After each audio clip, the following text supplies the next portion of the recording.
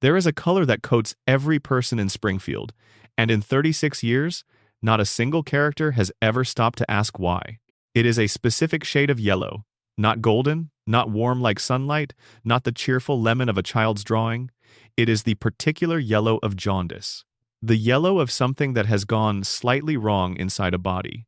It sits on the skin of every man, woman, and child who calls Springfield home. And it has been sitting there since the 17th of December, 1989, when the show first aired and the world got its first look at this family on the couch. This strange little nuclear household with their impossible hair and their four-fingered hands, and everyone watching just sort of nodded and accepted it. That acceptance is the thing worth sitting with tonight. Because the show never explained the yellow. There is no in-universe conversation where a doctor looks at a Springfield resident and says, "This pigmentation is unusual." There is no scene where a visitor from outside town notices that everyone looks slightly off. There is no episode where someone holds their hand up to the light and wonders aloud why they are the color they are. The yellow is simply there, sewn into the fabric of the world, treated as ordinary, and the people inside Springfield move through their lives completely unbothered by the fact that they are visually distinct from every human being on Earth. But here is the thing that should keep you awake, or in this case, should gently accompany you as you drift off toward sleep. When guest characters visit Springfield, when celebrities appear in episodes, when people arrive from outside the town's borders, they do not look the same. Their proportions shift. Their features settle into something closer to what a human face actually looks like. Their eyes are a different shape. Their skin, in many cases, is a more recognizable tone. The show has always drawn outsiders differently from insiders, and for most of its run, the audience accepted the explanation that this was simply an artistic choice. That Springfield residents are stylized, and visitors are more realistic because of some quirk of the animation. But that explanation does not hold up when you look at what the show actually built over 3.5 decades. The Springfield nuclear power plant has been leaking radiation into the town's water supply, soil, and air for as long as the show has existed. This is not speculation. The show states it directly and repeatedly. The plant has 342 documented safety violations. Its cooling towers are cracked. Its waste disposal practices involve dumping radioactive material into rivers and onto playgrounds.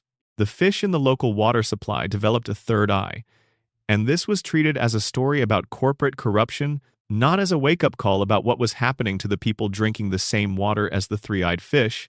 The yellow skin, when you stand back and look at it through that lens, stops being an animation quirk. It becomes a symptom. Jaundice, in the real world, is the yellowing of the skin and whites of the eyes caused by a buildup of bilirubin, a yellow pigment produced when the body breaks down red blood cells. It is associated with liver damage, with bile duct problems, with conditions that arise when something in the body's filtering system has been compromised. It is, in short, a sign that something is going wrong with how a body processes what it takes in from the environment. The people of Springfield take in radiation-contaminated water. They breathe air near a facility with cracked cooling towers. Their children play on playgrounds adjacent to radioactive waste dumps. And their skin is yellow. Every single one of them. The babies are born yellow. The elderly are yellow. The people who have lived there their entire lives are yellow. And so are the people who arrived as adults from somewhere else. The color is universal, total, inescapable. The show never connects these dots for you. It never sits you down and says, here is what the power plant has done to the people of this town.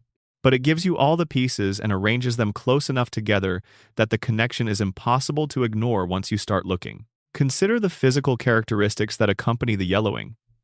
The residents of Springfield are not just yellow. They have enormous, bulging eyes. They have 4 fingers on each hand instead of 5. They have overbites so pronounced that their jaws do not close naturally. Their hair defies gravity and physics in ways that no amount of product could achieve. Their bodies absorb damage that would be fatal in any biological system operating under normal parameters. Homer Simpson has been shot, electrocuted, set on fire, crushed, dropped from great heights, struck by vehicles, and has walked away from every single incident with no lasting physical damage. That is not cartoon resilience. Or rather, it is cartoon resilience, but the show has given you a framework for understanding why cartoon resilience exists inside this particular cartoon. The framework is environmental contamination, The framework is a nuclear power plant whose safety standards are maintained by a man with an IQ of 55 who once caused a radioactive incident by throwing a donut into the reactor core out of idle curiosity. And the yellow skin sits at the center of all of it, the most visible marker of a population that has been altered at a fundamental level, wearing the evidence of their own contamination every day, never once asking about it.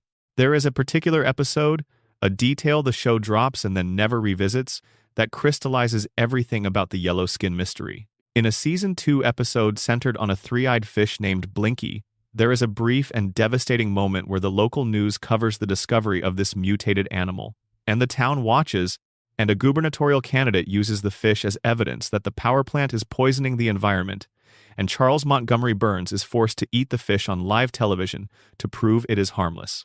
Burns eats the fish. His aide, Smithers, notes that it tastes terrible. The town watches. The campaign moves on. The fish is forgotten. Nobody asks the follow-up question. Nobody says, if the fish in our river have 3 eyes, what does that mean for us? Nobody calls for a water quality study. Nobody demands answers about what else might be swimming in the same contaminated ecosystem that produced Blinky. The story ends, the fish is eaten, and Springfield goes back to normal. But Blinky was never an isolated incident. Blinky was a message from the environment to the people living in it, and the message was clear. This water has done something to the living things inside it, and you are a living thing inside it, and you should probably think very carefully about what that means. Springfield did not think carefully about it. Springfield has never thought carefully about it. And the yellow skin, visible on every face in every episode, is the proof that Blinky's message was received by everyone's biology, even if it was never heard by anyone's mind. Now, spend a moment with the children. Bart Simpson was born yellow. Lisa Simpson was born yellow. Maggie Simpson was born yellow. All 3 of them entered the world already wearing the color of a compromised system, already marked by the environment their parents had been living in before they were conceived. The contamination did not arrive during their childhoods. It was present before they existed. It shaped them in the womb, and the yellow skin is the first and most obvious evidence of that shaping. But the yellow skin is only the beginning of what the show quietly tells you about these children. Lisa Simpson has an IQ that the show periodically confirms is extraordinary. She is a musical prodigy, a moral philosopher, a scientist, a poet, a political thinker, all before the age of 9. She should, by any reasonable measure, be operating at a level that puts her in a category of human cognition that only a tiny fraction of people ever reach. And yet she is trapped in Springfield. Trapped at 8 years old. Trapped in a family that does not fully understand her, in a school that cannot accommodate her, in a town that actively resists everything she stands for. Bart Simpson was identified early as a child with behavioral difficulties. He is impulsive, disruptive, academically failing despite demonstrating moments of genuine creativity and social intelligence. His behavior reads, in the vocabulary of a real psychologist, like a child whose neurological development has been disrupted, whose executive function, the part of the brain responsible for impulse control and long-term planning, has not developed on the typical schedule. Maggie Simpson cannot speak. She has been 1 year old for 36 years and has never progressed beyond basic motor function and the occasional wordless demonstration of extraordinary intelligence. She is, in the logic of the show, developmentally frozen, permanently infant, and the yellow skin covers her too, same as it covers everyone. And nobody has ever looked at the baby who cannot grow up and thought to ask whether the environment might have something to do with it. The yellow skin is the show's quietest, most persistent, most carefully maintained confession. It tells you everything about Springfield's true nature in a single detail that you see in every frame of every episode and are trained by the sheer volume of repetition to not even notice. And that training, that gradual normalization of something that should be alarming, is itself part of what the show is telling you.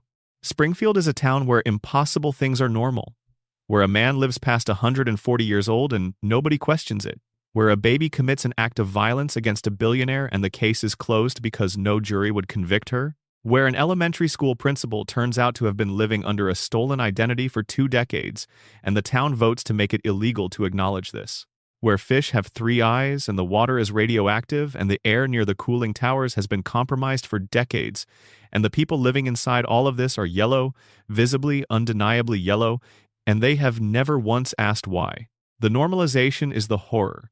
The acceptance is the darkest thing in the show. The fact that every viewer watched the yellow skin for years and accepted it as a stylistic choice. The fact that the characters inside the show accept it as simply how people look. The fact that the contamination has been ongoing long enough that no one can remember what normal looked like before it.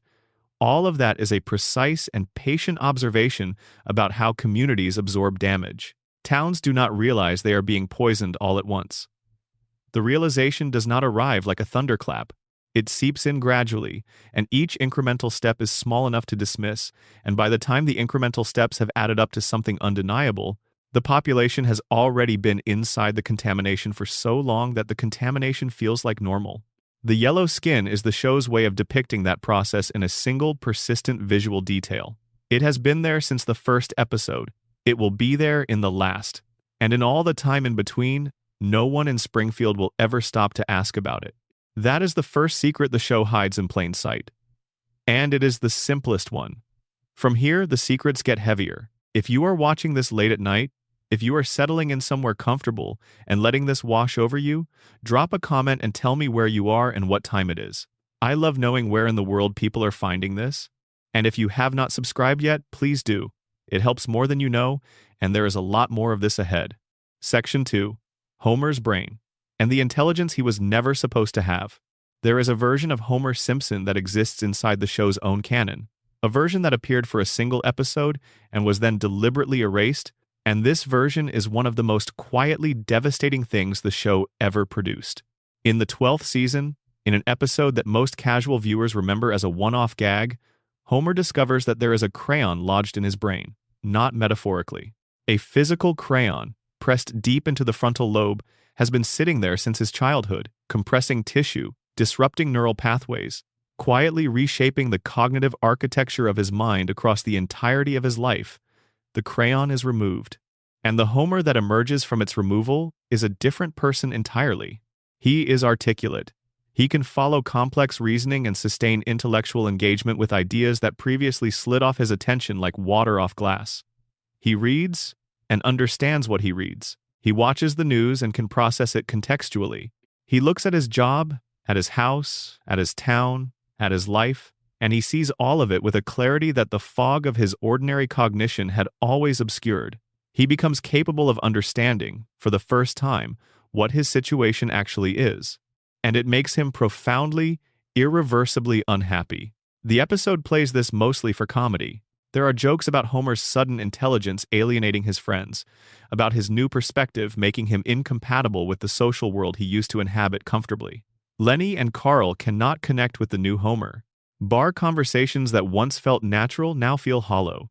The nuclear plant, seen without the protective blur of limited understanding, is revealed as a genuinely frightening workplace where Homer has spent his adult life in proximity to serious danger without ever being able to fully comprehend how serious.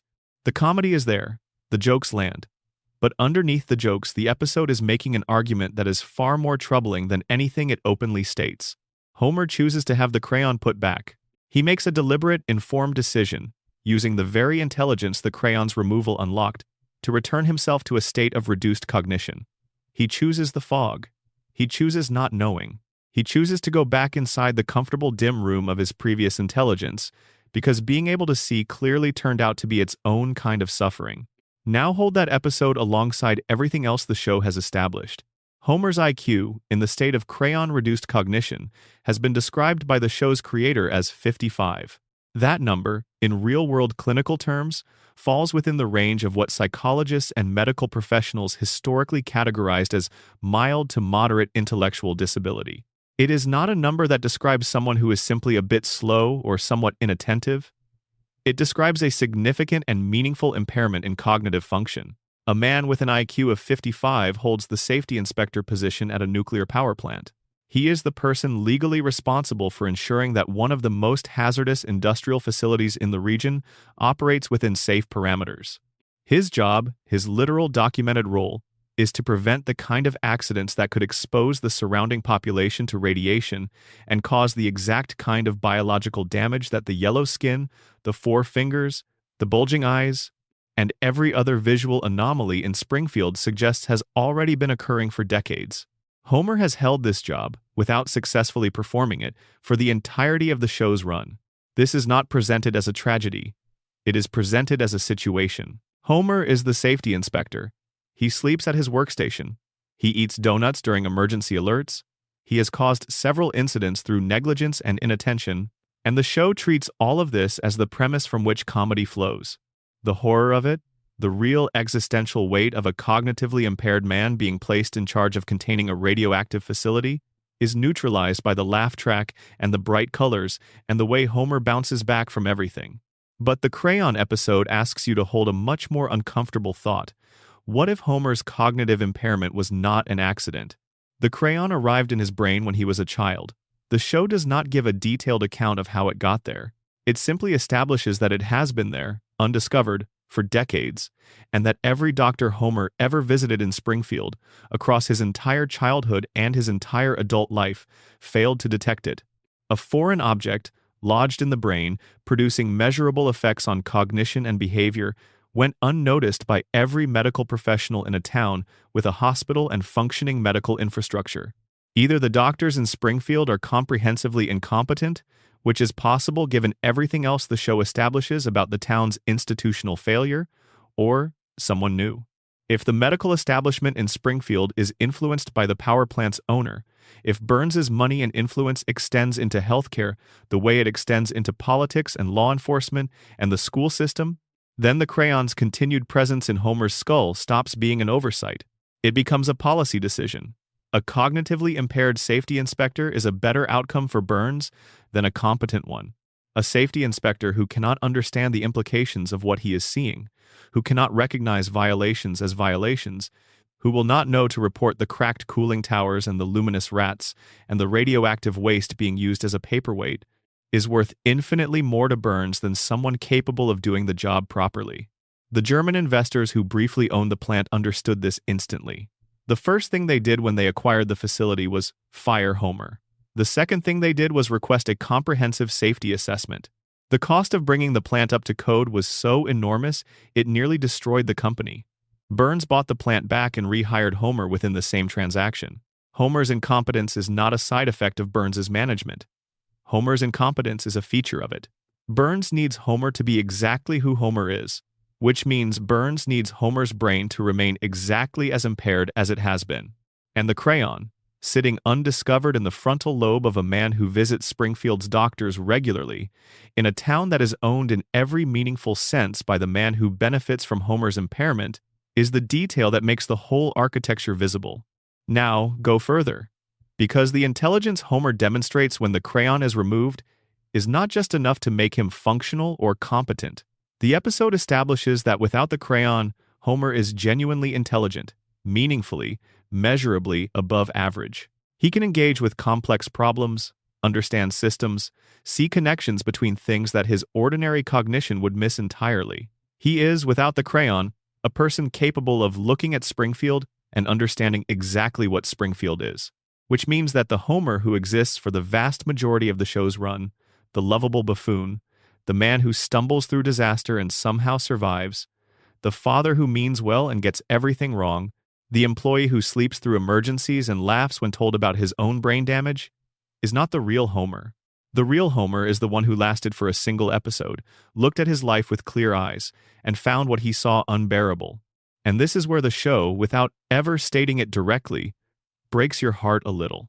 Because the intelligent Homer, the briefly uncovered version of who this man actually is underneath the decades of impairment and environmental poisoning and crayon-mediated cognitive suppression, is a person who loves his family with full awareness of who they are. He is a person who can see Marge and understand her completely, who can engage with Lisa on her own terms and be genuinely present for what she needs.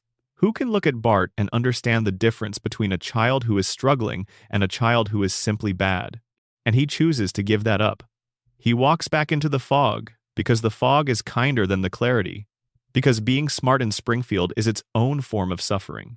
Because seeing the town for what it is, seeing the power plant for what it is, seeing his own life for what it has been built on and by whom, is a weight that his emotional architecture cannot carry. He puts the crayon back in. And the show continues. And the audience laughs.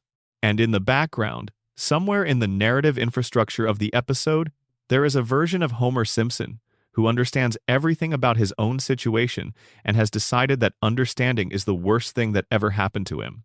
The crayon is back in his brain now, and it will stay there, because the alternative is knowing.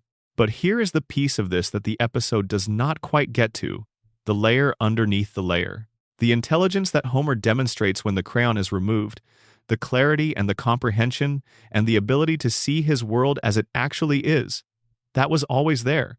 It was there before the crayon. It was compressed by the crayon, suppressed by it, operating in a diminished range because of it, but it was always the underlying hardware of his mind. Homer Simpson is not an unintelligent man who sometimes has intelligent moments. He is an intelligent man who has been operating at a fraction of his natural capacity for his entire adult life, and possibly his entire childhood, because of a foreign object placed in his brain during childhood and never removed. Every mistake Homer has made at the plant is a crayon mistake. Every accident, every failed safety inspection, every moment where he looked at a genuine hazard and did not recognize it as one, all of it flows from a cognitive impairment that he did not choose, and that the town that employs him has never treated as a problem worth solving. Every embarrassment Homer has endured in his social life, every moment where he has failed to understand a situation that should have been legible to him, every relationship he has damaged through obliviousness rather than malice, that is the crayon too. It is not Homer's true self expressing itself.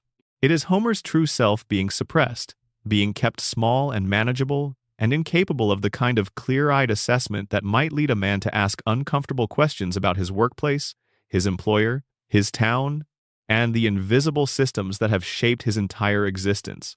Marge knows this, on some level. The show occasionally gives her a line, a moment, a quiet acknowledgement that the man she married is not entirely the man who shows up in the daily life of their household. There are episodes where she sees something in Homer that does not fit the buffoon role, a flash of genuine perception or emotional intelligence or capacity for love so deep and so specifically calibrated to her that it could not exist in a person who was simply limited. There are moments where Homer says something that reveals an interior life far richer than the one on display, and Marge's face does something complicated in response. She sees him. She has always seen him. And she married him, not the buffoon version, not the IQ 55 safety inspector, but the person underneath, the one who is still there, still present, still trying to emerge from behind decades of impairment and environmental poisoning and a crayon in his frontal lobe. She chose to stay with a man whose potential she can see even when he cannot express it. And the show has 36 seasons worth of evidence that she has never regretted that choice. Even though the cost of it, the daily labor of loving someone who is prevented from fully being themselves, is enormous and unacknowledged and never once directly addressed by the narrative. Homer's intelligence, the buried version, the real version, is the ghost that walks through every episode of this show. You catch glimpses of it in the moments where he says something unexpectedly precise, where his love for his family finds an expression that is too specific and too true to have come from a genuinely simple mind. It surfaces and submerges. It is always there and almost never visible. And the show wants you to laugh at Homer. It is built to make you laugh at him. The jokes work. They have worked for 36 years and there is nothing wrong with laughing at them. But underneath the laughter, underneath the buffoonery and the donut obsession and the strangling, there is a man who should have been someone else, who is capable of being someone else, who briefly was someone else for a single episode in the 12th season, and who chose to go back to who he was not because he lacked the intelligence to make a different choice, but because he possessed just enough of it to understand what the different choice would cost him. The crayon is back in his brain. Homer is back to who Springfield needs him to be. And somewhere in the muffled, fog-wrapped interior of his compressed cognition, the real version of him is still there, still waiting, still capable of the kind of thought and love and perception that the impairment has never managed to fully extinguish. It just never gets to come out again. That is Homer's story, stripped of the jokes and the couch gags and the cultural ubiquity that has made him one of the most recognized characters in the history of television. It is the story of a man whose potential was stolen from him before he was old enough to understand what potential meant, and who has spent his entire life building something beautiful and loving inside the constraints of a diminished capacity that was not his fault and was never fixed. The show called that story a comedy, and it is funny, genuinely, often brilliantly funny. but it is also something else entirely. And the something else is what we are here to talk about tonight. Section 3.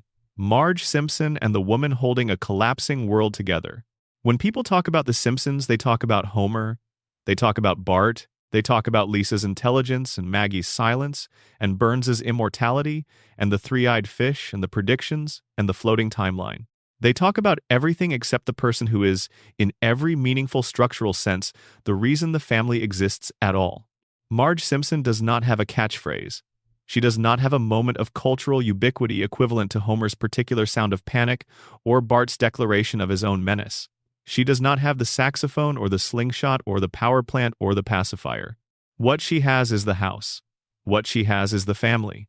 What she has is the daily, invisible, largely uncelebrated labor of holding 5 people together in a world that does a great deal to pull them apart.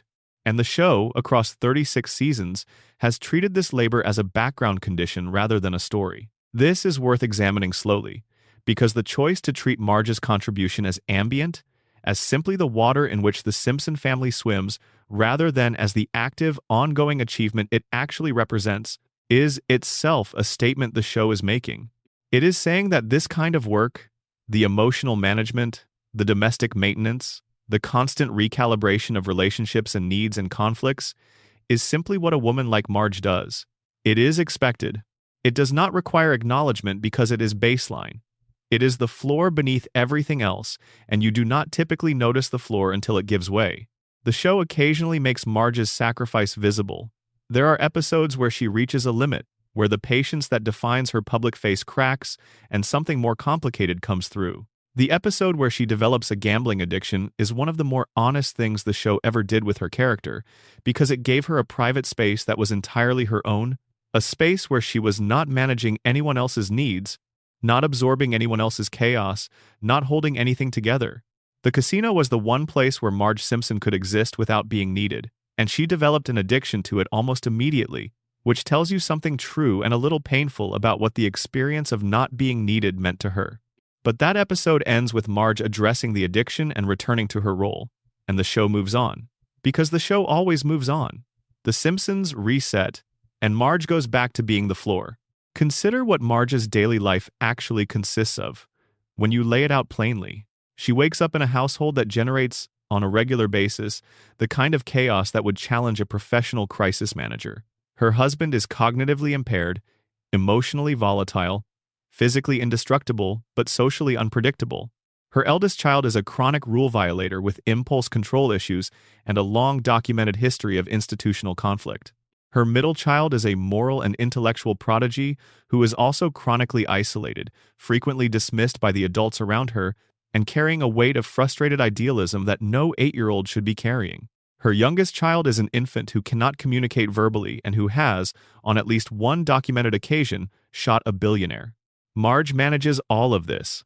She manages it daily, without a support system, without significant institutional resources, without the benefit of a partner who can consistently share the cognitive load of parenting.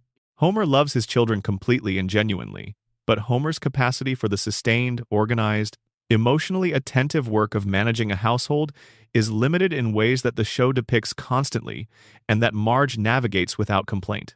She cooks, she cleans, she mediates conflicts between family members who are not inclined toward peaceful resolution. She advocates for her children at the school that consistently fails them. She manages the household finances in the context of Homer's earning capacity and occasional financial disasters. She maintains relationships with neighbors and community members and extended family. She is present, fully present, at a level of attentiveness that the show takes for granted because the show built its premise around taking Marge for granted. And here is the thing that makes this more than just a critique of the show's gender politics, although it is also that. The show occasionally gives Marge moments of genuine interiority, moments where we see not the function she performs but the person performing it. And what we see in those moments is a woman of significant depth and complexity who has made a deliberate, ongoing, renewable choice to subordinate her own ambitions and desires to the needs of her family. Marge was a talented painter. The show establishes this in an episode that treats her artistic ability as a source of comedy before allowing her a moment of genuine creative validation and then pulls the rug out from under her in a way that sends her back to the domestic sphere and treats this as the natural order of things. She was good at it, she had something real. And the world of the show, represented by one powerful man's opinion and then by the mercurial nature of public taste, took it from her in a way that the episode frames as bittersweet but ultimately acceptable. She was a police officer. Briefly, in a way the show uses primarily for the comic potential of role reversal. But the episode is more interesting than it might seem, because Marge turns out to be genuinely skilled at law enforcement, better than most of the people who do it professionally in Springfield, which is admittedly a low bar given Chief Wiggum's management of the department, but still, she is competent. She is good at this. And the job ends, as her other professional ventures end, and she returns. She worked at the nuclear power plant herself, briefly, and was exposed to the same environment that has been shaping Homer's biology for decades. This is mentioned and then not mentioned again, but it sits there in the show's history as a quiet confirmation that Marge's body has also been inside the contamination, that the yellow skin she wears and the bulging eyes and the four fingers are not just the inheritance of her children, but the ongoing reality of her own residence, in a town that is slowly rewriting the biology of everyone who lives in it. But the most revealing thing about Marge, the detail that the show treats as characterization without ever quite recognizing it as the tragedy it actually is her patience. Marge's patience is legendary within the show. It is one of her most frequently cited traits, one of the qualities that both Homer and the narrative voice of the show hold up as definitional to who she is. She is patient, she endures, she absorbs, she waits. And when she has absorbed enough, when something finally breaks through the patience and produces an emotional response that the family is not expecting, the episode tends to resolve in a way that validates her feelings, while ultimately returning her to the patient baseline. The patience is real, but the patience is not simply a character trait, it is a survival strategy. A woman with children, a house, a limited income, and a husband whose capacity for crisis generation far exceeds his capacity for crisis resolution does not have the luxury of impatience. Impatience is expensive. Impatience means conflict. And conflict in a household like The Simpsons generates costs that Marge is the one who pays. So, she is patient. She has built the patience into herself the way you would build a foundation, deliberately, carefully, knowing that everything else depends on it holding. But foundations crack. The show knows this. It has shown Marge cracking, has let the patience give way in controlled moments and in one or two genuinely frightening ones, and what comes through in those cracks is not rage or resentment, but something quieter and more painful. It is grief. It is the grief of a person who has occasionally glimpsed what her life might have looked like under different circumstances, and who has chosen, every single time, to come back to the life she has instead of pursuing the glimpse. She comes back to Homer.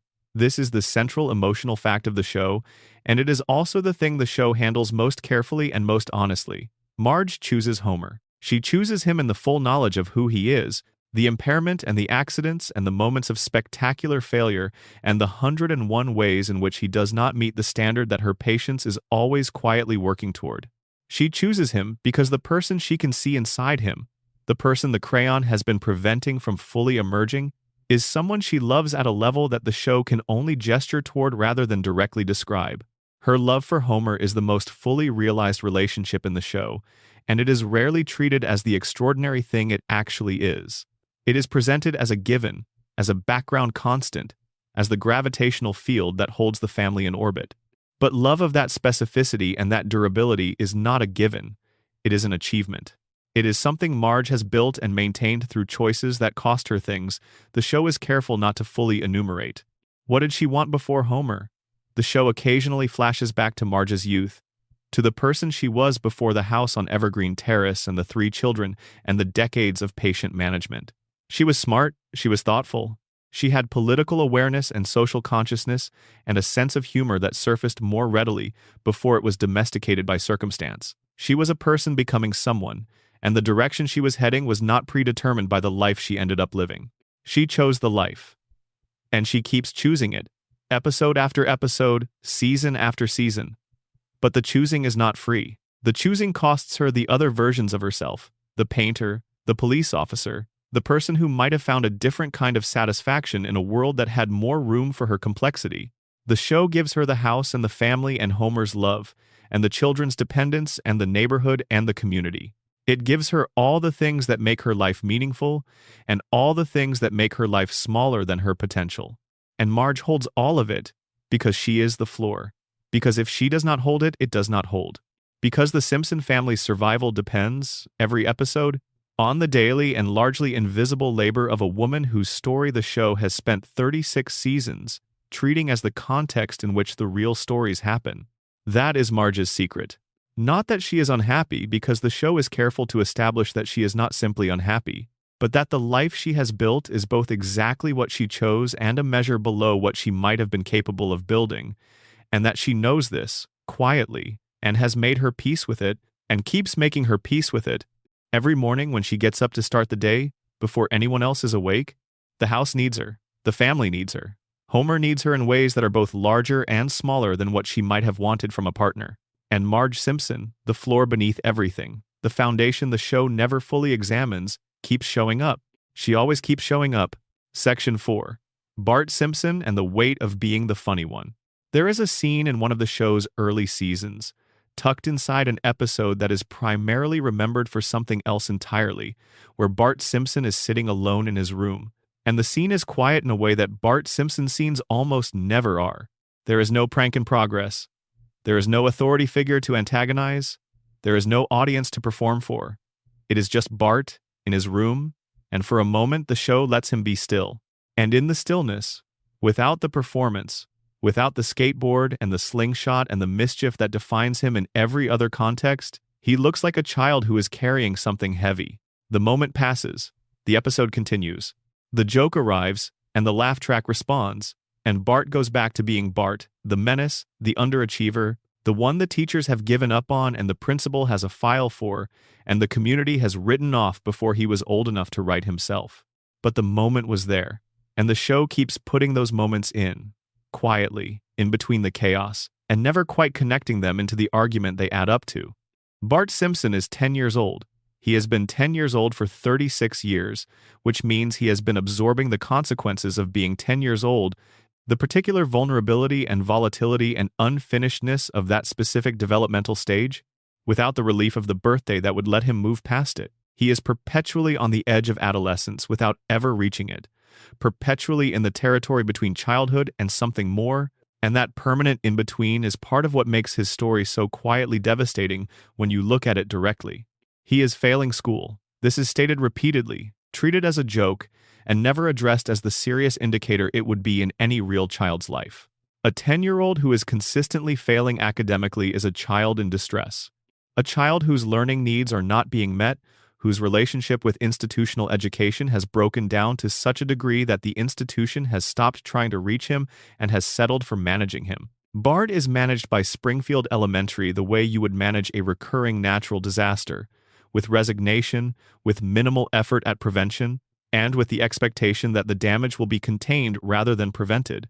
This is the school's failure, not Bart's. But the show presents it primarily as Bart's failure, as a defining characteristic of his personality, as the thing that makes him funny and relatable, and the one the audience roots for against the authority figures who keep trying to hold him accountable for the consequences of an educational environment that was never built to accommodate him. Bart is bright. The show establishes this in the moments when he is allowed to demonstrate intelligence outside the narrow channel of academic performance. He is socially perceptive in ways that his grades completely fail to reflect. He understands people, reads situations, adapts quickly to new environments. He has a creativity and a tactical intelligence that, in a different context, in a school that saw him clearly, rather than categorically, might have looked like a very different kind of student. But Springfield Elementary does not see Bart clearly. Bart is the problem. Bart is the D- student. Bart is the kid in the back of the class who has been pre-written off before the school year begins, because every teacher he has ever had received the file from the teacher before, and the file says that Bart Simpson is a lost cause, and most of them have believed it, and their belief has become a self-fulfilling prophecy. There is a single episode where a substitute teacher, a young man played in one of the show's most emotionally memorable guest performances, treats Bart differently. He sees the brightness underneath the disruption. He engages with Bart's actual intelligence rather than his behavioral record. He gives Bart a context in which the things he is good at matter, and Bart responds to this with a depth of feeling that the show handles with unusual delicacy. Bart, who is performing indifference to everything around him, for an audience that includes his peers and his family and himself, falls apart a little in the privacy of his own experience of being seen. The substitute leaves. Of course he leaves. The show resolves this story the way it resolves all stories about systems failing children, with a note of hope that is immediately undercut by the return of normal circumstances. Bart goes back to being the kid in the back of the class. The file gets updated with one more year of the same record, and the show treats this as a natural story beat, rather than as the small ongoing catastrophe it represents in the life of an actual child. Because Bart's academic failure is not just a joke. In the logic of the world the show has built, it is the product of a system that has failed him, and of a town whose water and air have been compromised in ways that affect neurological development, and of a family dynamic in which Bart's emotional needs have largely been absorbed into the louder, more pressing needs of the people around him. Homer's problems are enormous and constant and dramatic. They generate plots. Lisa's brilliance is enormous and constant, and is also generating plots. Marge's patience is the medium through which all other plots flow. And Maggie is a baby. In the competition for parental attention in the Simpson household, Bart occupies an awkward middle position. He is not helpless enough to command the protective attention that Maggie receives, not exceptional enough to generate the concerned engagement that Lisa's intelligence produces, and not adult enough to be treated as a peer. He is the middle child in the deepest possible sense, present, accounted for, loved genuinely, and consistently seen through rather than seen. The pranks are not random. They are not simply the expression of a child who is badly wired or morally deficient or lacking the capacity for empathy that he sometimes appears to lack. The pranks are communication. They are a child saying, in the only language that reliably produces a response from the world around him, that he is here, that he exists, that the world should pay attention to him, even if the only attention available is the negative kind, the kind that comes with a principal's office and a detention slip and a phone call home. Negative attention is still attention. And a child who has learned that negative attention is more reliable than positive attention will generate the conditions for negative attention, consistently and creatively, because the alternative, invisibility, is worse than being in trouble. Bart is never invisible. He is always in trouble. And the show has structured this as his defining characteristic, the thing that makes him lovable and relatable and the underdog the audience roots for, without quite recognizing that the behavior it finds endearing is a trauma response that a real child would need genuine help to address. Now add the specific weight of being the firstborn in the Simpson household, because that weight is particular and the show touches on it without fully excavating it. Bart was born first.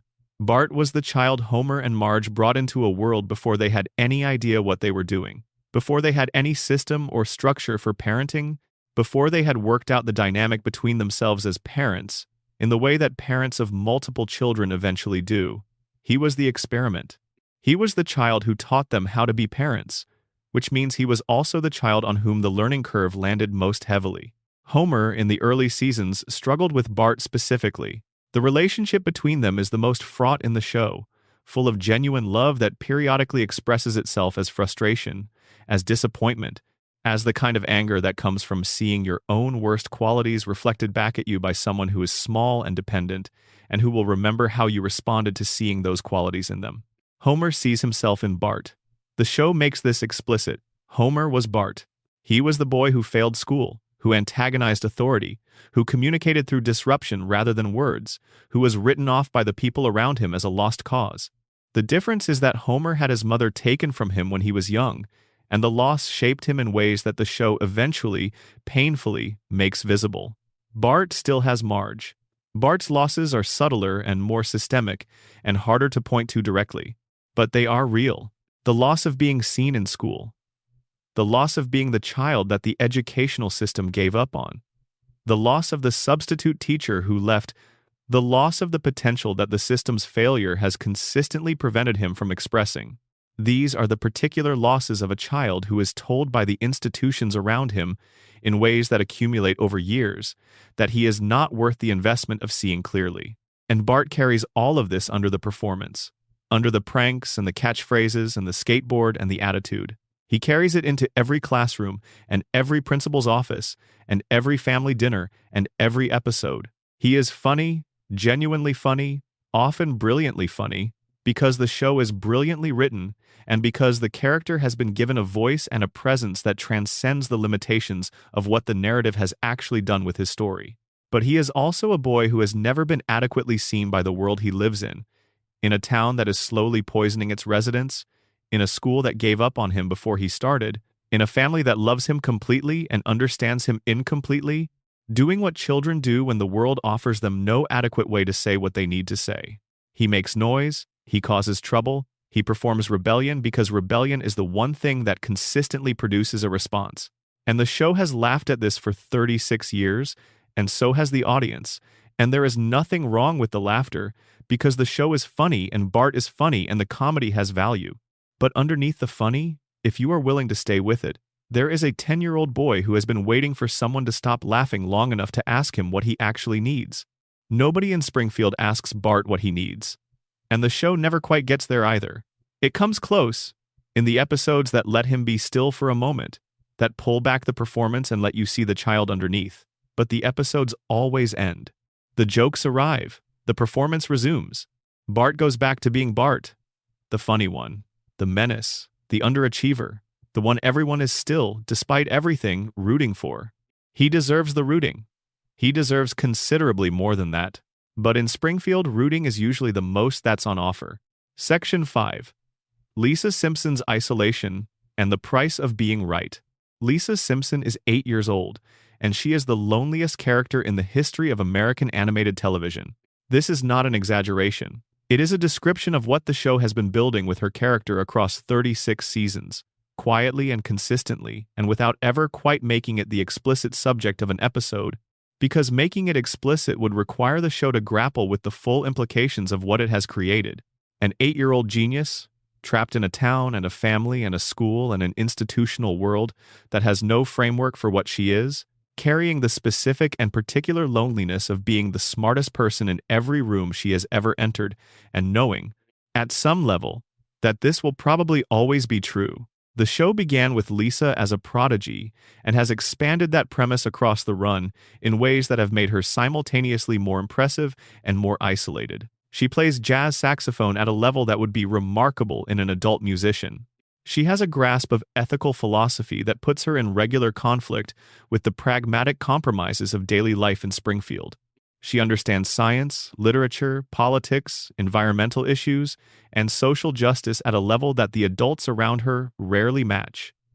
She is, by any measure the show applies, exceptional. And the world around her responds to this exceptionalism with a consistent and fairly devastating mixture of dismissal, mild condescension, occasional tokenistic praise, and a general desire for her to stop bringing up uncomfortable things that nobody wants to think about. Her family loves her.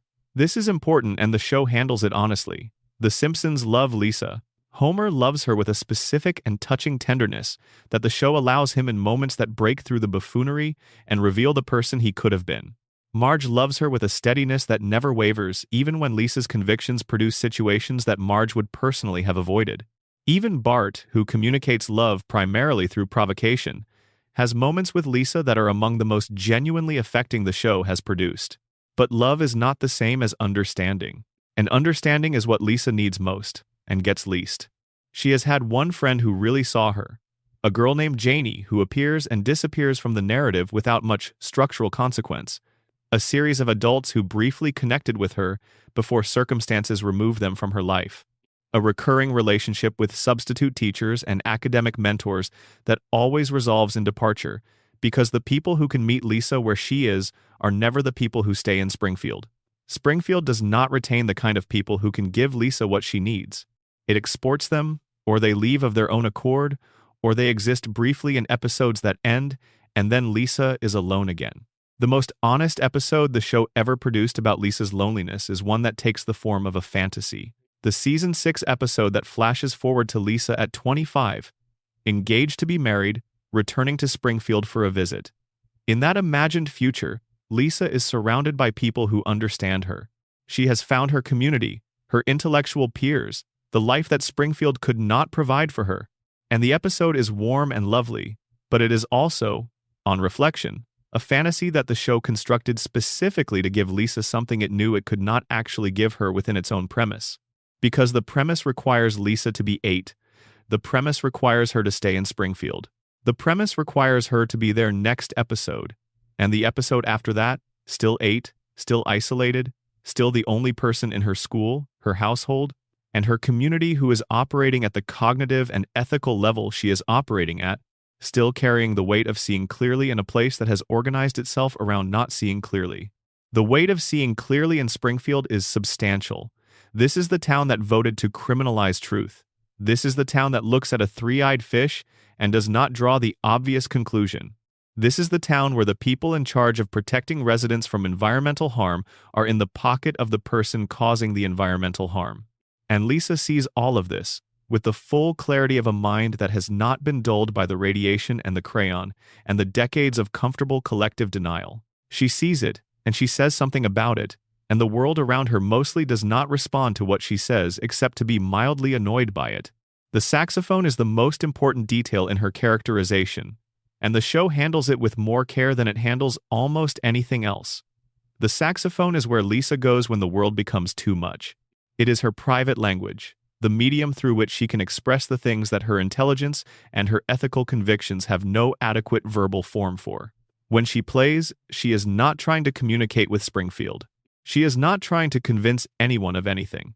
She is simply inside the music, inside the one space in her life that is entirely her own and that requires nothing of her except her own presence. Jazz specifically is the genre she plays in, and jazz is interesting here because jazz is a form built on improvisation, on real-time response to what the musicians around you are doing, on a kind of intelligence that is relational and momentary and deeply collaborative. Lisa plays jazz largely alone. The collaborative richness the form promises her is something she experiences primarily in her imagination, in the music itself, because the people who could collaborate with her at the level the music requires are not in Springfield. There is an episode where she finds a jazz mentor, a man who can play with her and listen to her and give her something of what the music was designed to produce. The mentor is an older man, a musician who has made his own peace with the world in his own way, and the relationship between them is handled with unusual sensitivity by the show. He sees her, not just her talent, her. He sees the loneliness and the hunger for connection and the specific kind of pain that comes from being too aware of the gap between how things are and how they should be. And then the episode ends and the show moves on and Lisa is alone with the saxophone again. The show cannot let her keep these connections. The premise will not accommodate them, because the premise requires the family to stay in the house and the characters to reset and the world to continue as it has always continued. The people who could give Lisa what she needs are one-episode characters by definition, because a permanent character who could give Lisa what she needs would change the show in ways the show is not structured to accommodate. So she keeps playing. She keeps seeing clearly. She keeps raising her hand in class, even though the teachers have mostly stopped calling on her because her answers make the lesson plans feel inadequate. She keeps bringing up the issues that nobody wants to talk about. She keeps being the person in every room who knows that something is wrong and is not willing to pretend otherwise. And she pays the price for this. The price is the loneliness. The price is being the 8-year-old who brings a book to the party. The price is sitting at the lunch table alone because the conversation at the other tables is not a conversation she can participate in without the participation feeling like a performance of something she is not. The price is being loved by her family and understood by almost none of them. There is a particular scene, early in the show's run, where Homer gets Lisa a pony. He cannot afford it. Getting the pony requires him to work a second job that nearly kills him, and the episode is structured around the comedy of Homer's sacrifice and Marge's eventual intervention. But the detail that makes the scene heartbreaking rather than merely funny is that Homer is trying. He is trying to give Lisa the thing she asked for, the thing she wanted, and the thing he is trying to give her is beautiful but also completely beside the point. What Lisa wanted was not the pony. She wanted to be heard. She wanted to be taken seriously. She wanted her father to respond to her genuine needs with genuine attention, rather than with a grand gesture that addressed the surface of the request, without engaging with what the request was actually for. Homer gave her the pony because Homer could understand the pony. Homer could make the sacrifice that getting the pony required, and feel the love that motivated the sacrifice, and believe that this was what love looked like when it was expressed in action. And Lisa loved him for it. She loved him for the effort and the sacrifice and the way he always tries, even when what he is trying to do is not quite the right thing. She loves Homer in a way that the show handles better than almost any other relationship in the family, because it is a love between two people who can barely understand each other and who keep trying anyway. And the trying is the thing that matters, even when the trying produces ponies instead of being heard. But she still needed the other thing. She still needs someone who can hear her, and Springfield fundamentally cannot give her that. The show has sometimes suggested that Lisa's future, the one visible in the flash-forward episodes, offers an escape from this isolation. That somewhere beyond Springfield, beyond the floating timeline that keeps her at 8 years old in perpetuity, there is a version of Lisa's life in which she finds her people, finds the world that her intelligence and her values have been preparing her for, finds the collaborative richness that the saxophone in her room was always promising. Maybe. The show allows the possibility. But for now, and for every episode of this 36-year now, Lisa Simpson is 8 years old and alone in the most particular and the most public of ways, visible to millions of viewers and invisible to almost everyone in the world she actually inhabits. That is the price of being right in Springfield, of being the one who sees clearly and refuses to stop seeing and will not pretend that what she sees is something other than what it is. The price is the saxophone and the empty lunch table and the love that surrounds her without quite reaching her. She plays anyway. She always plays anyway. Section 6. Mr. Burns and the Architecture of a Century of Evil. Let us begin with the number 128. That is a conservative estimate of Charles Montgomery Burns's age, based on the earliest historical events he has described as personal memories.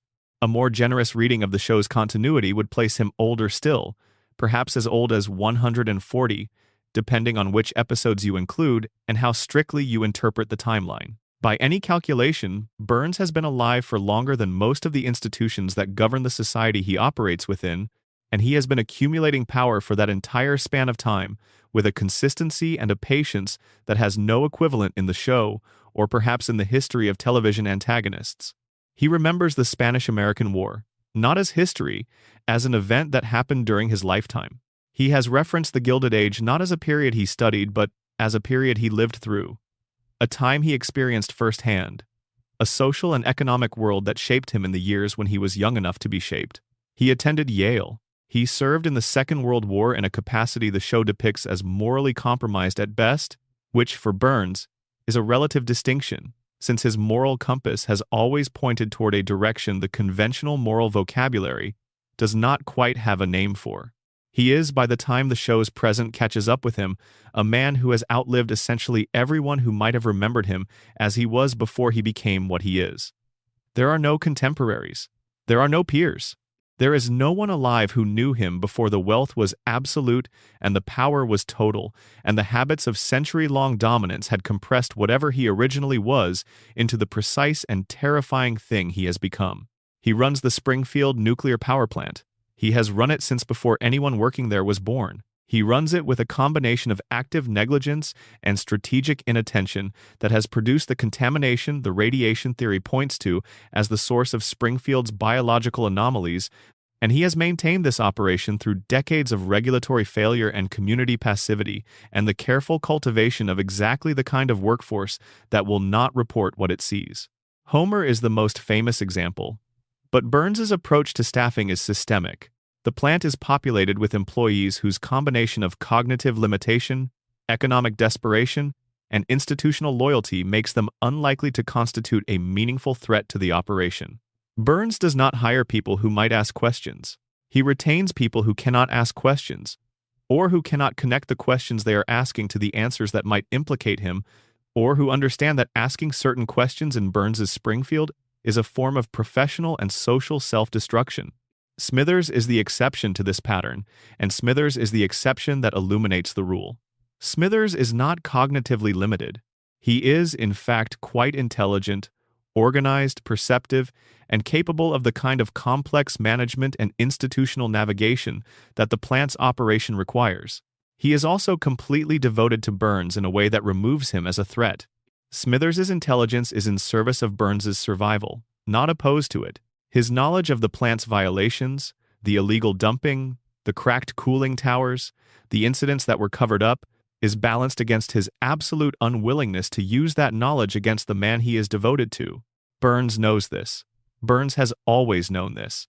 The relationship between Burns and Smithers is the most complex in the show precisely because it is built on a mutual dependency that neither party can fully acknowledge. Burns needs Smithers to manage his medical schedule, his daily operations, his public appearances, and the vast administrative machinery of his empire. Smithers needs Burns for reasons the show handles with more delicacy than it is often given credit for, and those reasons include but are not limited to a devotion that has shaped his entire adult life, and from which there is genuinely no exit that does not also mean the complete dismantling of who he is. They are locked together. And the lock serves Burns' purposes, because a Smithers who could leave is a Smithers who might talk.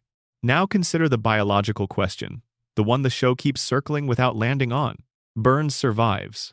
He survives against every reasonable expectation, against the explicit weight of medical evidence, against the testimony of doctors who have examined him and determined that he carries every disease known to medical science simultaneously, held in a biological gridlock that prevents any single illness from progressing far enough to kill him. He is, according to the show's own medical characters, the sickest man in the United States who is also functionally indestructible. The weekly treatment is the mechanism. The treatment Burns receives, the one that causes his body to emit a visible green glow for a period after each session, the one that keeps him alive for exactly one more week before he needs another dose, is described in the Springfield Files episode as a routine but is not, by any clinical definition, routine. It is a medically extreme intervention involving radiation levels that would be lethal to a normal person, administered to a body that has been so thoroughly altered by over a century of proximity to nuclear material that it can no longer sustain itself through ordinary biological processes. Burns is not being treated by this regimen. He is being maintained by it. There is a distinction. Treatment implies the goal of recovery, of returning the body to a state of health that does not require ongoing intervention. Maintenance implies that the body has moved past the point where recovery is possible, or perhaps even meaningful, and that what can be done is manage the ongoing deterioration through external input, hold the balance, keep the reactor running. Burns is a reactor. This is the metaphor the show extends but does not quite complete. His body and the plant he runs are analogous systems. Both require constant monitoring. Both generate output that is dangerous to the things around them. Both are past the point where they could operate safely without ongoing management. Both are maintained not because they are healthy or because their continued operation is good for the surrounding environment, but because they are economically and infrastructurally essential to the system that depends on them. Springfield cannot survive without the plant. The plant cannot operate without Burns. Burns cannot stay alive without the weekly treatment. The treatment requires the medical infrastructure that Burns' wealth provides. And Burns' wealth requires the plant to keep operating, which requires Springfield to keep depending on it, which requires the regulatory environment to remain compromised, which requires the safety inspector to remain incompetent, which brings us back to Homer. Everything connects. The circle closes on itself with a neatness that the show never explicitly articulates, but has been building toward across the entirety of its run. But the architecture of Burns' century-long evil is not just systemic, it is also personal, and the personal dimension is the one that gives the character his peculiar kind of depth amid the cartoon villainy. Burns remembers what he wanted before he became what he is. The show offers this in small, strange glimpses, moments where the accumulated weight of power is lifted temporarily and something more vulnerable appears beneath it. There is an episode where Burns falls in love with Marge, genuinely and awkwardly, and in a way that his usual architecture of manipulation and control is not adequate to manage. There is an episode where he befriends Bart, briefly, and the friendship is real enough that its dissolution is actually painful for him.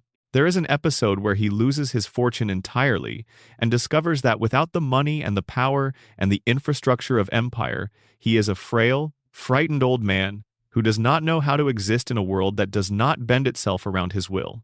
These moments are played for comedy. They are funny. Burns' vulnerability is funny partly because it is so unexpected, and partly because the comedy gives you permission to feel something toward him that his villainous function in the show usually prevents. But they also tell you something true about what a century of unchecked power does to a person, which is that it removes the context in which genuine human connection is possible. Burns cannot love normally because love requires vulnerability, and vulnerability requires the risk of loss, and a man who has spent a century engineering systems to prevent his own loss at every level has structured himself out of the conditions under which love can happen. He has instead the pale and distorted versions of human connection that his empire permits. Smithers's total devotion, the deference of his employees, the acquiescence of the town, the admiration that money and power generate in people who have not thought too carefully about the source. He is lonely in the way that absolute power makes a person lonely. Not the loneliness of being unloved, but the loneliness of being surrounded by people whose relationship to you is defined entirely by the power differential between you.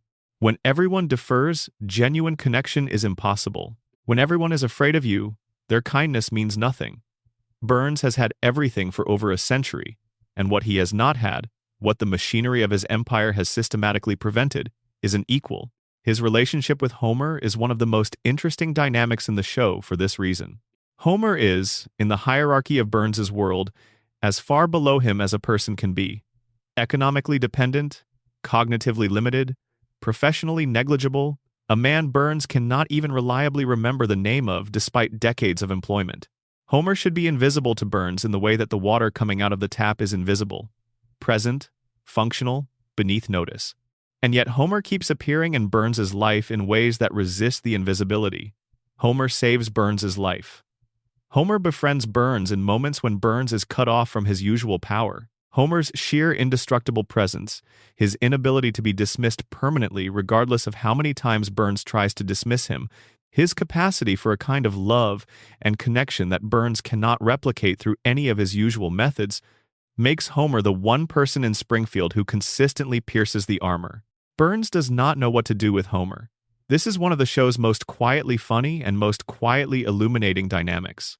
The most powerful man in Springfield, a person who has manipulated governments and corrupted institutions and maintained his dominance over an entire community for decades, is repeatedly confounded by a single man with an IQ of 55 who keeps showing up and refusing to behave in accordance with the social hierarchy. Homer is impervious to the hierarchy not because he understands it and is consciously resisting it, but because he does not fully perceive it. The deference that everyone else shows Burns registers on Homer as a vague social expectation that he keeps accidentally failing to meet. He stumbles through encounters with Burns the way he stumbles through most of life, with genuine goodwill and consistent inadvertent disruption of the expected order. And Burns, who has spent a century imposing order on everything around him, finds this simultaneously maddening and, in the rare moments when the armor drops, something close to refreshing. Homer treats him like a person rather than a power. And Burns, who has not been treated like a person in longer than most people have been alive, does not know how to respond to that. He never quite lets himself respond to it properly. The empire reasserts itself. The hierarchy reestablishes. Homer remains the employee whose name Burns cannot remember, the man in Sector 7G, the safety inspector who will never actually inspect safety because Burns has built him, and the whole system around him, to prevent exactly that. Burns has been alive for over a century. He has built an empire that the show depicts as essentially unassailable. He has engineered the conditions of an entire town's existence for his own benefit. He has corrupted or eliminated everything that might threaten his position. He has maintained himself through medical intervention that turns his own body into a managed system. And in all of that time, in all of that accumulation of power and resource and influence, he has not managed to build the one thing that Homer Simpson has built without trying. A family that loves each other with an uncalculated, unconditional, inconvenient, beautiful stubbornness. Burns has everything except that. And the show, without ever quite saying so, suggests that this might be the only thing that matters. Section 7. Ned Flanders and the Darkness Behind Perfect Faith. Ned Flanders is one of the saddest characters in the show, and the show is very funny about him, and both of those things are true simultaneously, and the interplay between them is what makes his story so worth dwelling on. He lives next door to Homer Simpson. He has lived next door to Homer Simpson for 36 years, and in those 36 years he has been subjected to a sustained and largely unintentional assault on his property, his dignity, his family, his mental health, and his sense of how the universe ought to work. He has been the victim of Homer's negligence, Homer's selfishness, Homer's obliviousness, and Homer's occasional genuine malice in a way that would, in any reasonable accounting, justify a far more adversarial response than Ned Flanders has ever managed. He forgives. This is his defining characteristic. He absorbs the damage and he forgives. He turns the other cheek, as the religious tradition he follows instructs him to do, and he turns it reliably and completely and without apparent resentment, episode after episode, decade after decade, and the show treats this as the comedy of a man whose goodness is so extreme it becomes a kind of punchline. But the goodness is not natural. The show revealed this in a moment of unusual honesty about its own character, in an episode where Ned has a complete psychological breakdown and is subsequently institutionalized. What the mental health professionals discover, in the process of treating him, is that Ned's relentless positivity is not a character trait. It is a conditioned response, a behavior that was installed in him during childhood through a form of intensive psychological intervention that was designed to remove the aggression he was displaying as a young child and replace it with the compliance and pleasantness that he has carried ever since. He was a violent, difficult child. His parents, committed to a parenting philosophy that did not include conventional discipline, took him to a psychologist who spent years systematically conditioning the anger out of him. The anger did not disappear. It was suppressed, buried under decades of conditioned response, held beneath the surface by the behavioral architecture that the therapy installed, but it is there. It has always been there. And when the architecture cracks, when the hurricane destroys his house, and the community's botched rebuilding job collapses the replacement structure immediately after it goes up, the anger comes out. What comes out is not violent. What comes out is a kind of despairing fury at the relentless unfairness of his life, directed at everyone who has ever wronged him, who has ever taken advantage of his patience or his generosity, or his genuine attempt to be good in a world that consistently punishes him for that attempt. He screams at the town. He says things he has been not saying for decades. And then he is hospitalized, and the therapy that follows repairs the architecture, and he goes home, and he forgives everyone, and the show continues. But the episode has told you something about Ned that cannot be untold. The niceness is not who he is. It is what was done to him. The cheerfulness and the patience and the diddly-doodly verbal tics and the genuine neighborly warmth that the show has presented for seasons as Ned's essential character are the products of a childhood intervention that reshaped his personality in service of someone else's idea of what a child should be. The real Ned, the one who exists underneath the conditioning, is a person who has accumulated enormous amounts of legitimate grievance. He has watched his wife die because of Homer's selfishness. He has helped his neighbor repeatedly and been repaid with further damage. He has tried to be a good person within the framework his religion provides, and the world around him has consistently failed to match the moral expectations that framework establishes. His faith is the other layer of this, and the show handles it with a complexity that deserves more attention than it usually gets. Ned is devout, sincerely, genuinely, non-performatively devout. He goes to church not as a social obligation or a community display, but because he believes. He prays not because prayer is expected of him, but because he has a genuine relationship with the divine that sustains him through the accumulated damages of his life. His faith is the one thing that has not been conditioned into him, or if it has been conditioned, it has taken root at a level where it is no longer separable from who he genuinely is. And the show has established, across multiple episodes, that God exists within the universe of The Simpsons. This is not ambiguous. God has appeared. God has spoken to Homer. God has had conversations with Homer of varying length and depth, conversations in which God has imparted wisdom or direction, or simply acknowledged Homer's presence in a way that confirms the divine is aware of and interested in Homer Simpson's life. God talks to Homer. God has never, in the show's canon, spoken to Ned Flanders. This is the detail that sits at the center of Ned's story and transforms it from a comedy about an excessively nice neighbor into something genuinely painful. The man who has organized his entire life around his relationship with the divine, who has subordinated his own comfort and his own anger, and his own very legitimate grievances, in service of a faith that promises that righteousness is seen, and that goodness has meaning, and that the suffering of the present will eventually make sense in a larger frame, has never received the basic confirmation of that relationship that the man next door receives routinely. Homer meets God. Homer is rude to God, or oblivious in the presence of God, or accidentally beneficial to the divine plan in the blundering way he is accidentally beneficial to most things. God continues to engage with Homer. God notices Homer. God has, in various episodes, extended something like affection or exasperation or recognizable engagement to a man whose relationship to faith is casual at best and negligent at worst. Ned, who prays daily, who attends services faithfully, who tries with genuine effort to live in accordance with what he understands his faith to require, has received silence. Not rejection, not correction, not even the divine equivalent of being put on hold, just silence. The show never addresses this directly. It never produces an episode where Ned confronts the theological question his own circumstances raise. Why does the good man pray into silence, while the unreflective man has conversations with God? It never gives Ned the moment of divine acknowledgement that his faith presumably sustains him in the hope of eventually receiving. Instead, it gives him more losses: his wife, his rebuilt house, his neighbor's ongoing negligence. The small daily indignities of living next to someone who means well and consistently causes damage. And Ned absorbs all of it and forgives all of it and goes back to church and prays, and the silence continues. There is a reading of this as comedy, and it is a valid reading. The show is satirizing a particular kind of pious suffering, the idea that goodness entitles you to divine favor, and that the failure to receive it is a cosmic joke at the expense of people who have organized their lives around that expectation.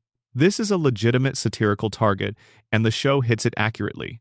But there is another reading that sits underneath the comedy and is harder to dismiss. The show has built Ned as a person who is genuinely trying to be good in a world that does not reward goodness. And the show has given him a neighbor who is genuinely not trying to be good, or who is trying and consistently failing, and who is rewarded with exactly the kind of relationship with the universe that Ned's entire life is oriented toward achieving. This is not random cruelty. This is a thesis statement. The show is telling you that the universe of Springfield does not distribute its rewards in accordance with merit. That goodness and effort and faithfulness and patience do not guarantee anything. That the man who lives right and prays and forgives and tries may receive nothing, while the man who stumbles through life on the strength of love and luck and indestructibility continues to be miraculously sustained. Homer survives everything. God talks to Homer. The family Homer has built through accident and love, and Marge's patient labor is the most intact and most genuine thing in Springfield. Homer, who has done nothing particularly to deserve it except love his family with the full ferocious capacity of his impaired and irradiated and crayon-compromised heart, has what Ned has been trying to earn. This is either the show's most cynical observation about how goodness and reward relate to each other in the actual world, or it is the show's most honest observation about the difference between trying to deserve something and simply having it. Ned tries to deserve his life. Homer simply lives his. And the universe, in the logic of Springfield, does not appear to care which approach you take. Ned will keep trying. He will keep forgiving Homer. He will keep praying into the silence and turning the other cheek and managing the rage that the conditioning keeps tamped down below the surface of his cheerful exterior.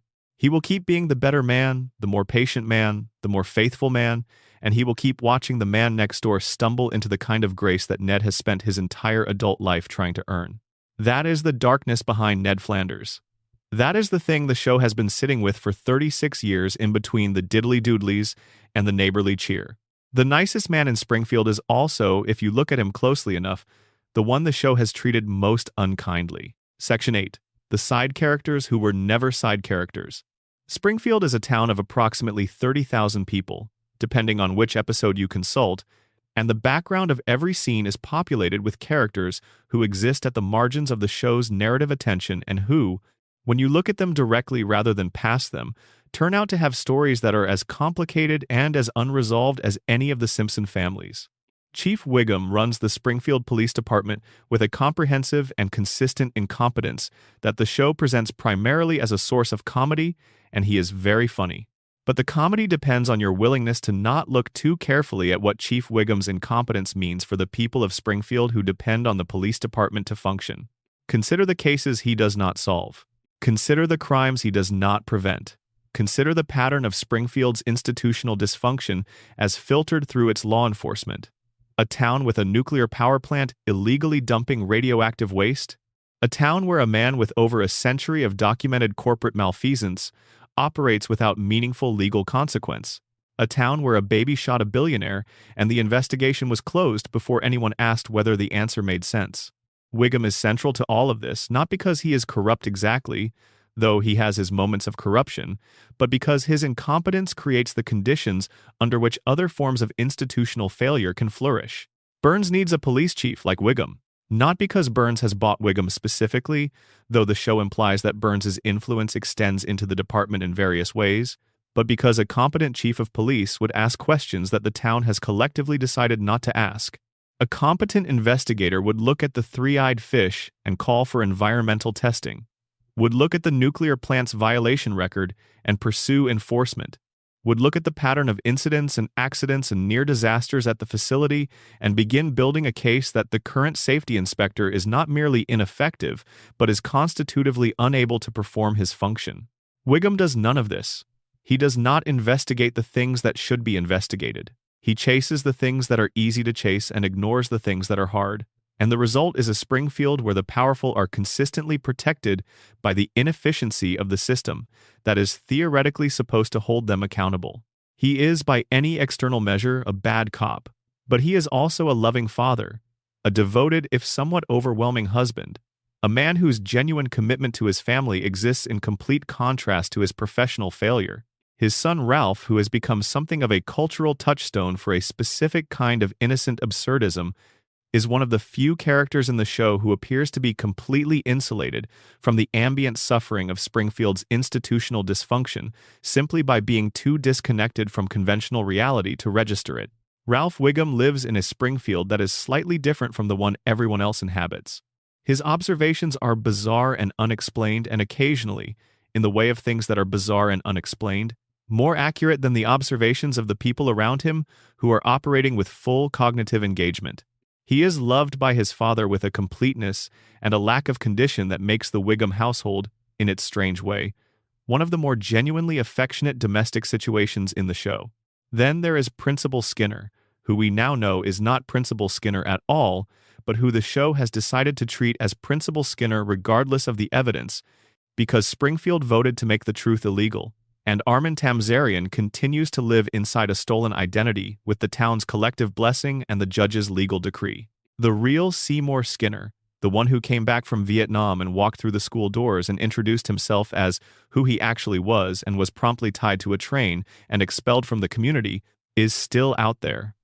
The show does not revisit him. He simply ceases to appear, expelled from his own life, in a town that found the convenience of his absence preferable to the discomfort of his presence. He is the most extreme victim of Springfield's collective denial, a man whose very identity was voted out of existence. And Tamzarian, the man who replaced him, is himself a person whose story the show has never fully examined.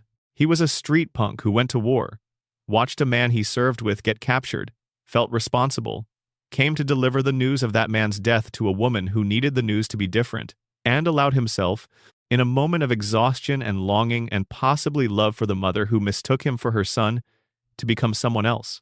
He has been someone else for decades. The original self, Armin Tamzarian, the young man from the wrong side of wherever he came from, is gone, has been gone so long that even the person who replaced him has trouble accessing him. He runs the school with a peculiar mixture of genuine dedication and constant anxiety. His relationship with his mother Agnes is the most complicated in the show. She is demanding and critical and occasionally cruel, and he submits to this with a patience that is not quite Ned Flanders' conditioned forgiveness, but has its own flavor of suppressed feeling. He has built a life inside a lie, and the life he has built is real, even if the lie is also real. And the episode that exposed the lie and then voted to preserve it is the most honest thing the show ever did about the nature of identity and community, and the agreements we make about what counts as true. Mo Sislock runs the bar where Homer and his friends gather, and the bar is the town's unofficial emotional center, the place where Springfield's male residents go to process the things they cannot process in the other spaces their lives provide. Moe's Tavern is where Homer goes when he needs something that the house on Evergreen Terrace cannot give him, which is usually company that does not require him to be anything other than exactly what he is, impaired cognition and donut obsession and all. Moe himself is a person whose loneliness the show has depicted with more care than most of his scenes suggest. He wants love, he wants romantic connection, he wants the thing that Homer has, the family and the partnership and the daily intimacy of being known by someone who has chosen to know you, and he does not have it and has not had it for the entirety of the show's run, and his attempts to find it are consistently unsuccessful in ways that are funny and also, if you allow them to be, genuinely sad. He is not a bad person. He is a person who has been given a small and circumscribed life in a small and circumscribed town and who has made something livable inside those constraints without ever finding the thing he actually wants. The bar is his domain and his limitation. He is good at running it, genuinely good, in the way that people who have no other option than to be good at something tend to become good at it. But the bar is also the evidence of everything else that has not happened. Apu ran the Quickie Mart for most of the show's life, and his characterization raised questions and created controversies that the show eventually had to grapple with in ways that affected his prominence in later seasons. But before the controversy and after it, if you look at what the show actually built with Apu across the years when he was a regular presence, you find a character whose life contains more genuine sadness than the comedy format usually allows. He has a doctorate in computer science from an American university. He moved to Springfield, and the path from doctorate to convenience store night shift is a path the show depicts as the result of circumstances that Apu navigated with an adaptability and a determination that the comedy of his situation tends to obscure. He married, had 8 children at once, navigated the enormous challenge of that domestic situation with the same adaptability. He has been a consistent and hardworking presence in the community, a person the Springfield residents rely on at hours when every other establishment is closed, a person who knows his customers well enough to have genuine relationships with most of them. And he has lived for most of the show's run in a town that has not always been entirely comfortable with his presence, which the show has depicted in various ways over the years, sometimes with sensitivity and sometimes not. And the accumulated truth of this is a detail about Springfield that the comedy format tends to soften, but that the show's history does not quite allow you to forget. These are the side characters. These are the people who populate the background of Springfield, who fill the frames of every episode, who provide the texture of a community that is larger and more complex than the family at its center. And each of them, when you look directly rather than past them, has a story that the show has built in the margins, in the small moments between the main plots, with more care and consistency than the comedy format usually requires. They are all living in the same contaminated town. They are all drinking the same water. They are all operating within the same institutional failures, the same compromised law enforcement, the same nuclear plant sending its invisible damage through the soil and the air. They are all yellow, all four-fingered, all operating at the edge of a disaster that the show keeps managing to reset before it fully arrives. They are not side characters. They are the community. They are the thing that surrounds The Simpsons and makes Springfield feel like a place rather than a backdrop. And their stories, which the show has never had quite enough time to tell fully, are the reason that Springfield, despite everything, feels real in the way that only fictional places built with genuine care manage to feel real. They matter. The show built them to matter. They just rarely get to be the main story. Section 9. Springfield itself as a character in slow decay. Springfield is not a setting. This is the thing that the show knows about itself most clearly, and that the audience has recognized in the particular way you recognize something you have felt without being able to name it. Springfield is not the location where the stories happen. Springfield is itself a story. A very long, very slow, very carefully constructed story about what happens to a community over time when the community's ability to respond to its own circumstances is systematically compromised. The town has a nuclear power plant. It has a tire fire that has been burning since the show began and presumably before, an eternal smoldering disaster that has simply been incorporated into the landscape, integrated into the background of daily life, accepted as a feature rather than identified as the problem it would be in any real town. The tire fire is not a metaphor. Or rather, it is a metaphor, but it is also literally a fire made of tires that has been burning without apparent consequence or effort at containment for 36 years, and Springfield has simply decided to live next to it. This is Springfield's essential relationship with its own problems. The fire burns, the plant leaks, the fish develop extra eyes, the water supply is compromised, the air carries things it should not carry, and the town does not address these problems. It accommodates them. It rearranges itself around them.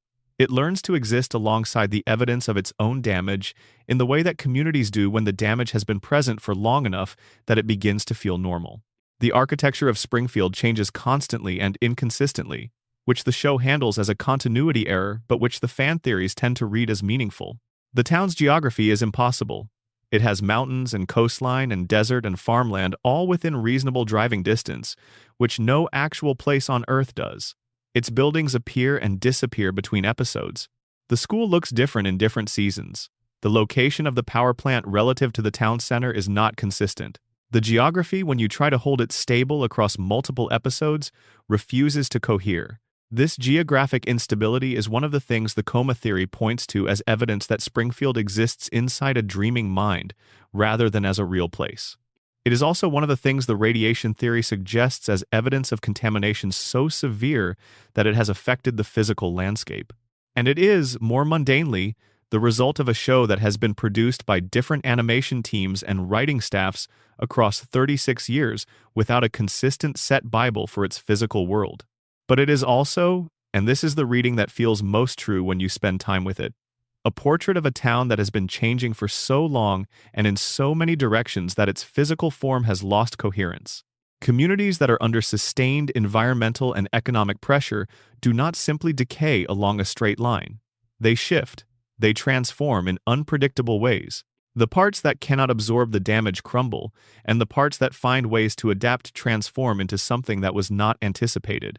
The result is a landscape that does not match any map, because the map was drawn before the damage began and the damage has been ongoing for long enough that the territory has fundamentally changed. Springfield's geography is the geography of a town that has been changing under pressure for decades, in ways that nobody is quite tracking because the people in charge of tracking it are not in a position to do so effectively, and the people who might notice are too embedded in the daily life of the town to see the shape of the change they are living inside.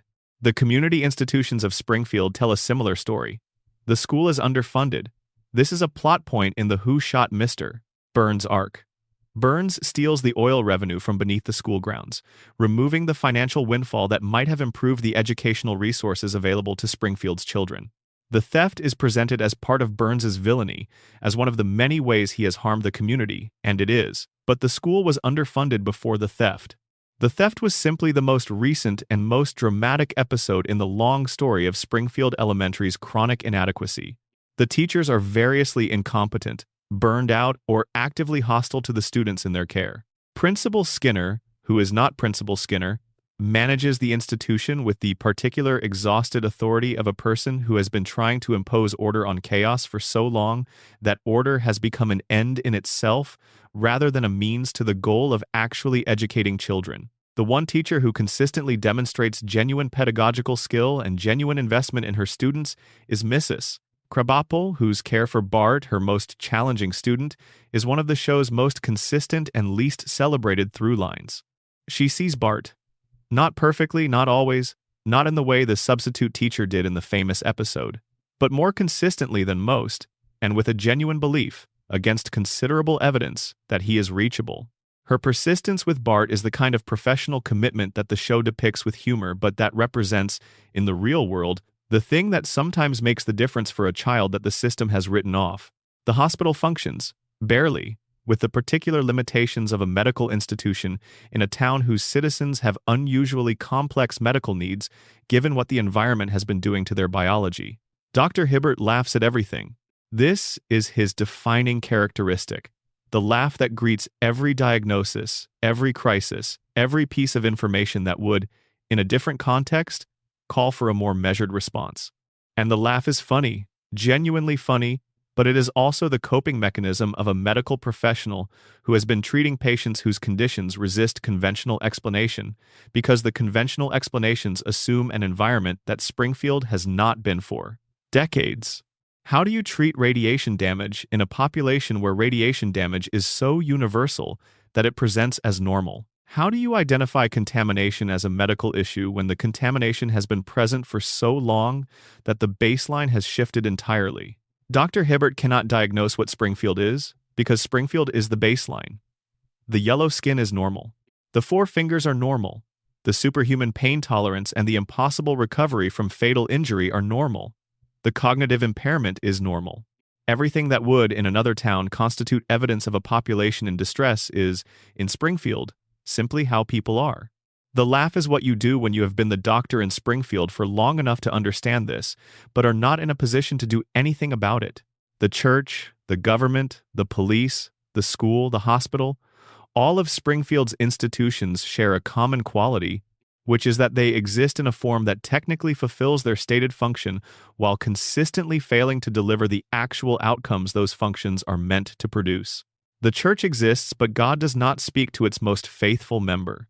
The government exists, but is controlled by a man who cannot remember most of his constituents' names. The police exist, but the town's most serious crimes go unsolved or are solved in ways that protect the powerful. The school exists, but its students emerge from it largely unprepared for the world outside Springfield, a world which, as the show occasionally makes visible, looks very different from the one inside the town. This is the architecture of a system in slow decline. Every institution performing its surface function while failing at its actual function, held together by the inertia of existing rather than by any genuine commitment to the purposes it was built to serve. The people inside the institutions are, for the most part, doing what they can with what they have in the circumstances that have been given to them. Wiggum is not a malicious cop. He is an incompetent one in a department that has not been given the resources or the leadership or the accountability structures to produce better outcomes. Skinner is not a bad school administrator. He is a man performing an identity that is not his own, in an institution that has been chronically underfunded, managing students whose needs exceed what the institution can realistically address. Springfield is not a comedy setting where absurd things happen to funny characters. Springfield is a town that has been under sustained pressure for decades and has developed the particular form of institutional and communal dysfunction that sustained pressure produces. And the show has been depicting that dysfunction accurately and in extraordinary detail since 1989. The tire fire is still burning. The fish still have 3 eyes. The plant still leaks. The people are still yellow. And Springfield still insists that everything is fine, because the alternative, the full acknowledgement of what has happened to this place and what is still happening to it, is a weight that the town cannot survive carrying openly. It carries it anyway, just not out loud. Section 10. The marriages, relationships, and love stories the show treated as jokes. The Simpsons is, at its structural foundation, a love story. Not a romantic comedy, not a dramatic romance, but a sustained and ultimately serious examination of what it means for 2 specific people to choose each other across the length of a life, in the presence of circumstances that test that choice regularly and sometimes catastrophically. Homer and Marge chose each other when they were young, and have been choosing each other ever since, and the show has treated this ongoing choice as the premise from which everything else flows, rather than as the subject it actually is. This undertreatment of the central love story at the heart of the show is interesting because the show is clearly aware of it. The episodes that foreground the Homer and Marge relationship directly are some of the most emotionally successful things the show has ever produced. When the writers give themselves permission to look directly at the marriage, rather than through it, the result is usually something true and affecting and worth the attention. But those episodes are comparatively rare, and the tendency across the broader run is to treat the marriage as a stable background feature, as the emotional constant against which the more volatile elements of each episode's story play out. And yet the marriage is not stable. It has not been stable. It has been tested repeatedly and in ways that the show occasionally allows to have real consequences before resetting. Homer has, across the show's run, been genuinely terrible to Marge in specific ways at specific moments, and the show has sometimes treated these moments as character-defining failures that the marriage absorbs and recovers from, and sometimes as jokes, and the difference in treatment says something about how seriously the show takes its own central relationship, depending on which writer is in the room. The episode where Marge reveals that she almost had an affair is one of the more honest things the show has done with her character. The man she nearly falls in love with is her tennis instructor, And the show depicts this not as a joke or as a farce, but as a genuine emotional experience. Marge finding herself seen and valued by someone who is paying her the kind of specific, attentive care that the daily management of the Simpson household does not leave much space for. The instructor is not better than Homer. He is not more worthy of Marge's love. He is simply present to her in a particular way at a particular moment when Marge's need for that presence is high and Homer's ability to provide it is characteristically low. She pulls back. She chooses Homer. The show presents this as the right choice, and it is the right choice. But it also presents it as simple, as a return to clarity after a momentary confusion, and the reality it depicts is considerably more complex than that framing. Marge did not almost have an affair because she stopped loving Homer. She almost had an affair because the daily labor of her life does not leave much space for the kind of attention that the affair was providing, and because Homer, who loves her completely and is constitutively limited in his ability to demonstrate that love in the ways she needs it demonstrated, has not been giving her what she needs in the way she needs it. The show acknowledges this and then moves on, and the acknowledgement is real, and the moving on is also real, because that is what marriages do. They encounter these moments, and they make choices about them, and they live with the choices and they keep going. But the keep going is not nothing. The keep going is, in many ways, the most important and the least examined part of the story. Homer's reciprocal vulnerability in the marriage is the character detail the show handles with the most consistent affection. He is afraid of losing Marge. Not in the abstract performative way of someone who has been told that showing fear is the appropriate response to relationship threat, but in the visceral, constitutional way of someone for whom the loss of Marge would be the loss of everything that makes his life legible to him. Marge is the person who makes the world make sense to Homer. She is his translator, his anchor, his reference point for what he is and what he is supposed to do, and how anything is supposed to work. Without Marge, Homer is not just lonely. He is lost. The show has explored this in the episodes that remove Marge from the household temporarily.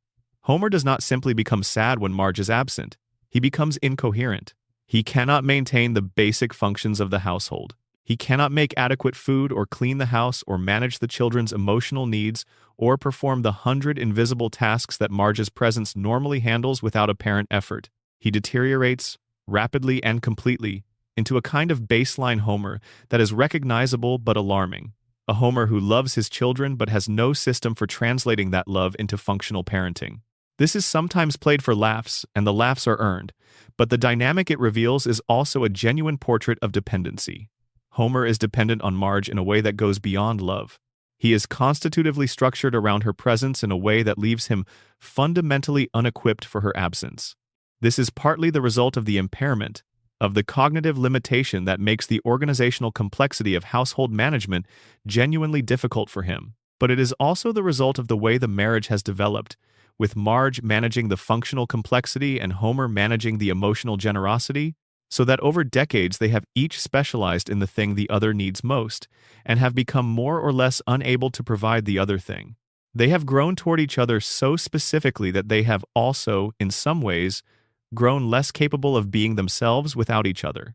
This is what long marriages do. It is not a failure. It is the natural consequence of two people choosing to align themselves over time, of allowing the other person's shape to influence your own until you fit together with a precision that makes you, individually, slightly less free, but, together, something more substantial than either of you would have been alone. The show has, over 36 years, accumulated enough episodes of Homer and Marge being tested that the marriage begins to feel, not despite the tests but because of them, genuinely durable, not in the way of things that have never been challenged, but in the way of things that have been challenged repeatedly and have held.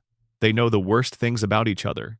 They have seen each other at the actual bottom, not the narrative bottom, but the genuine human one, the one where there are no jokes and no resolution and no lesson learned by the end of the episode. And they have chosen to continue.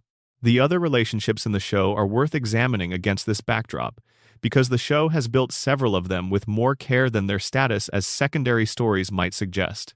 Ned and Maude before Maude's death. The show spent years establishing the Flanders marriage as the counterpart to the Simpsons marriage. Orderly, where the Simpsons household is chaotic, faith-based, where the Simpsons household is secular, disciplined in ways that the Simpsons household only aspires to be. Maude was Ned's anchor in the same way that Marge is Homer's anchor, the person whose presence organized everything else, whose absence would leave Ned not just lonely but structurally compromised. And then, Maude was killed. She was killed by a t-shirt cannon that Homer was trying to dodge, which is about as small and random and terrible as a death can be, and the episode depicting it is one of the most tonally uncomfortable things the show has produced because it does not quite know how to handle the weight of what it has done. The comedy and the grief sit next to each other in the same scenes and do not comfortably resolve. What the episode makes clear is that Ned's grief is total. He does not simply lose a wife. He loses the person around whom his entire constructed self, the conditioned goodness, the practiced patience, the careful devotion, was organized. Maude was the one who made the conditioning bearable, who gave it a context and a purpose beyond the suppression of the original Ned. Without her, the conditioning is just a cage. Ned is just a man with his anger buried beneath a personality that was installed to keep it there, and the thing that made the installation feel meaningful is gone. The show brings him back.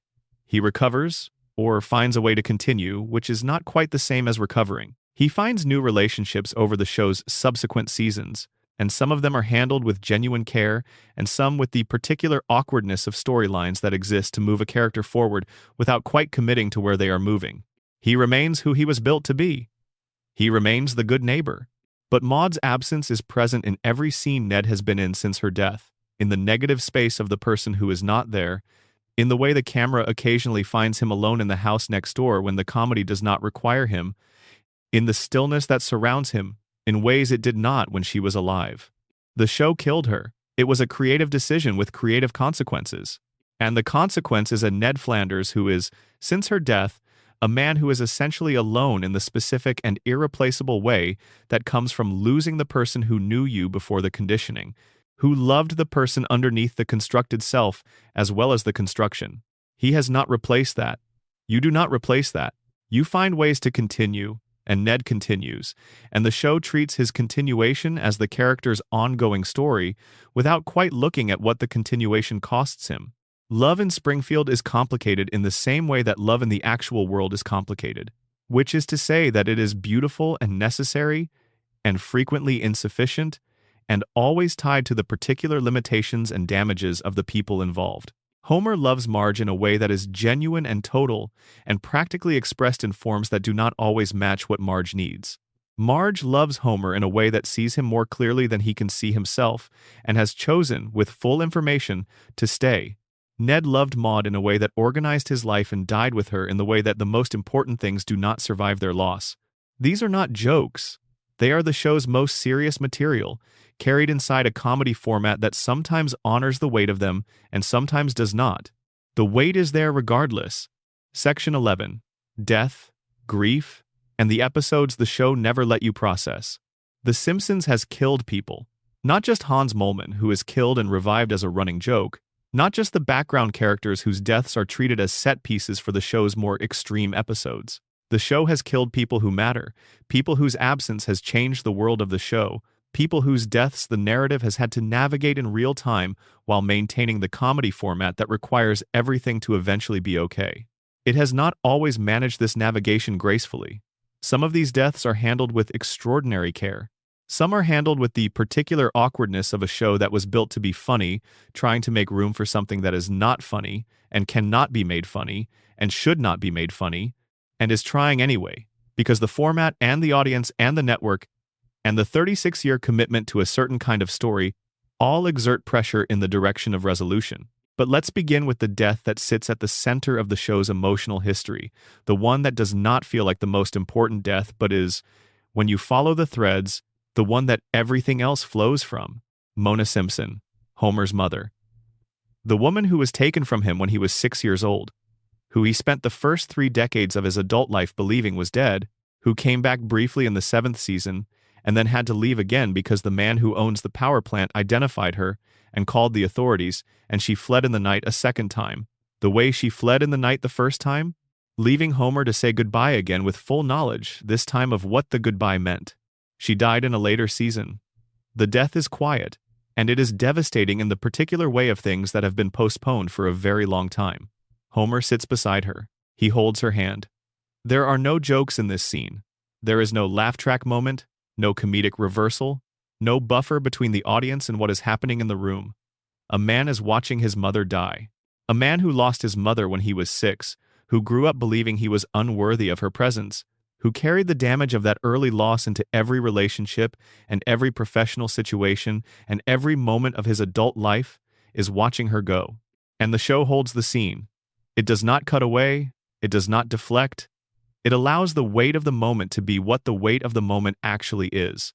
And then the episode ends and The Simpsons continues, and Homer is back to being Homer in the next episode, and the death is incorporated into the backstory in the way that deaths in Springfield tend to be incorporated, as a historical fact rather than as an ongoing wound.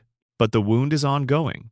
The show just does not have a mechanism for depicting ongoing wounds. The format requires the reset.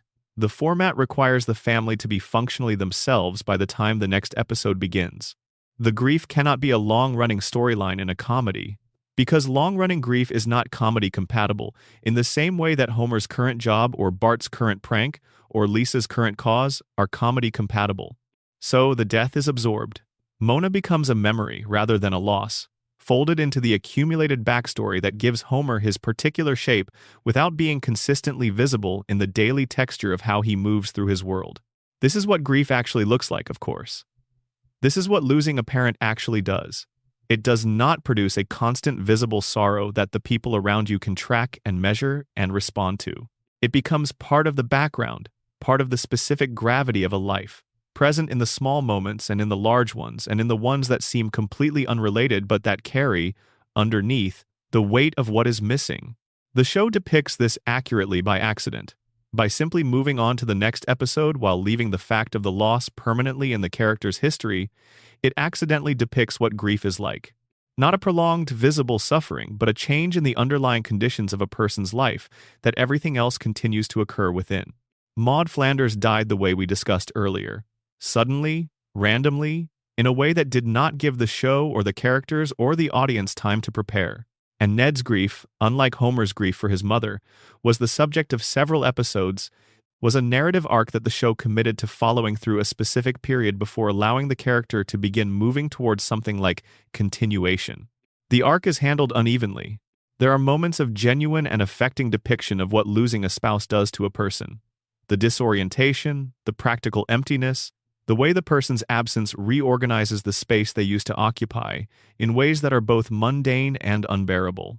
There are also moments that rush toward resolution because the format cannot sustain extended grief at the expense of the comedy that is supposed to be the point. The grief is real, and the rushing is also real, and the unevenness between them is the show showing its limits. But there is something worth noting about the way the show handled Maud's death in comparison to other deaths in its run.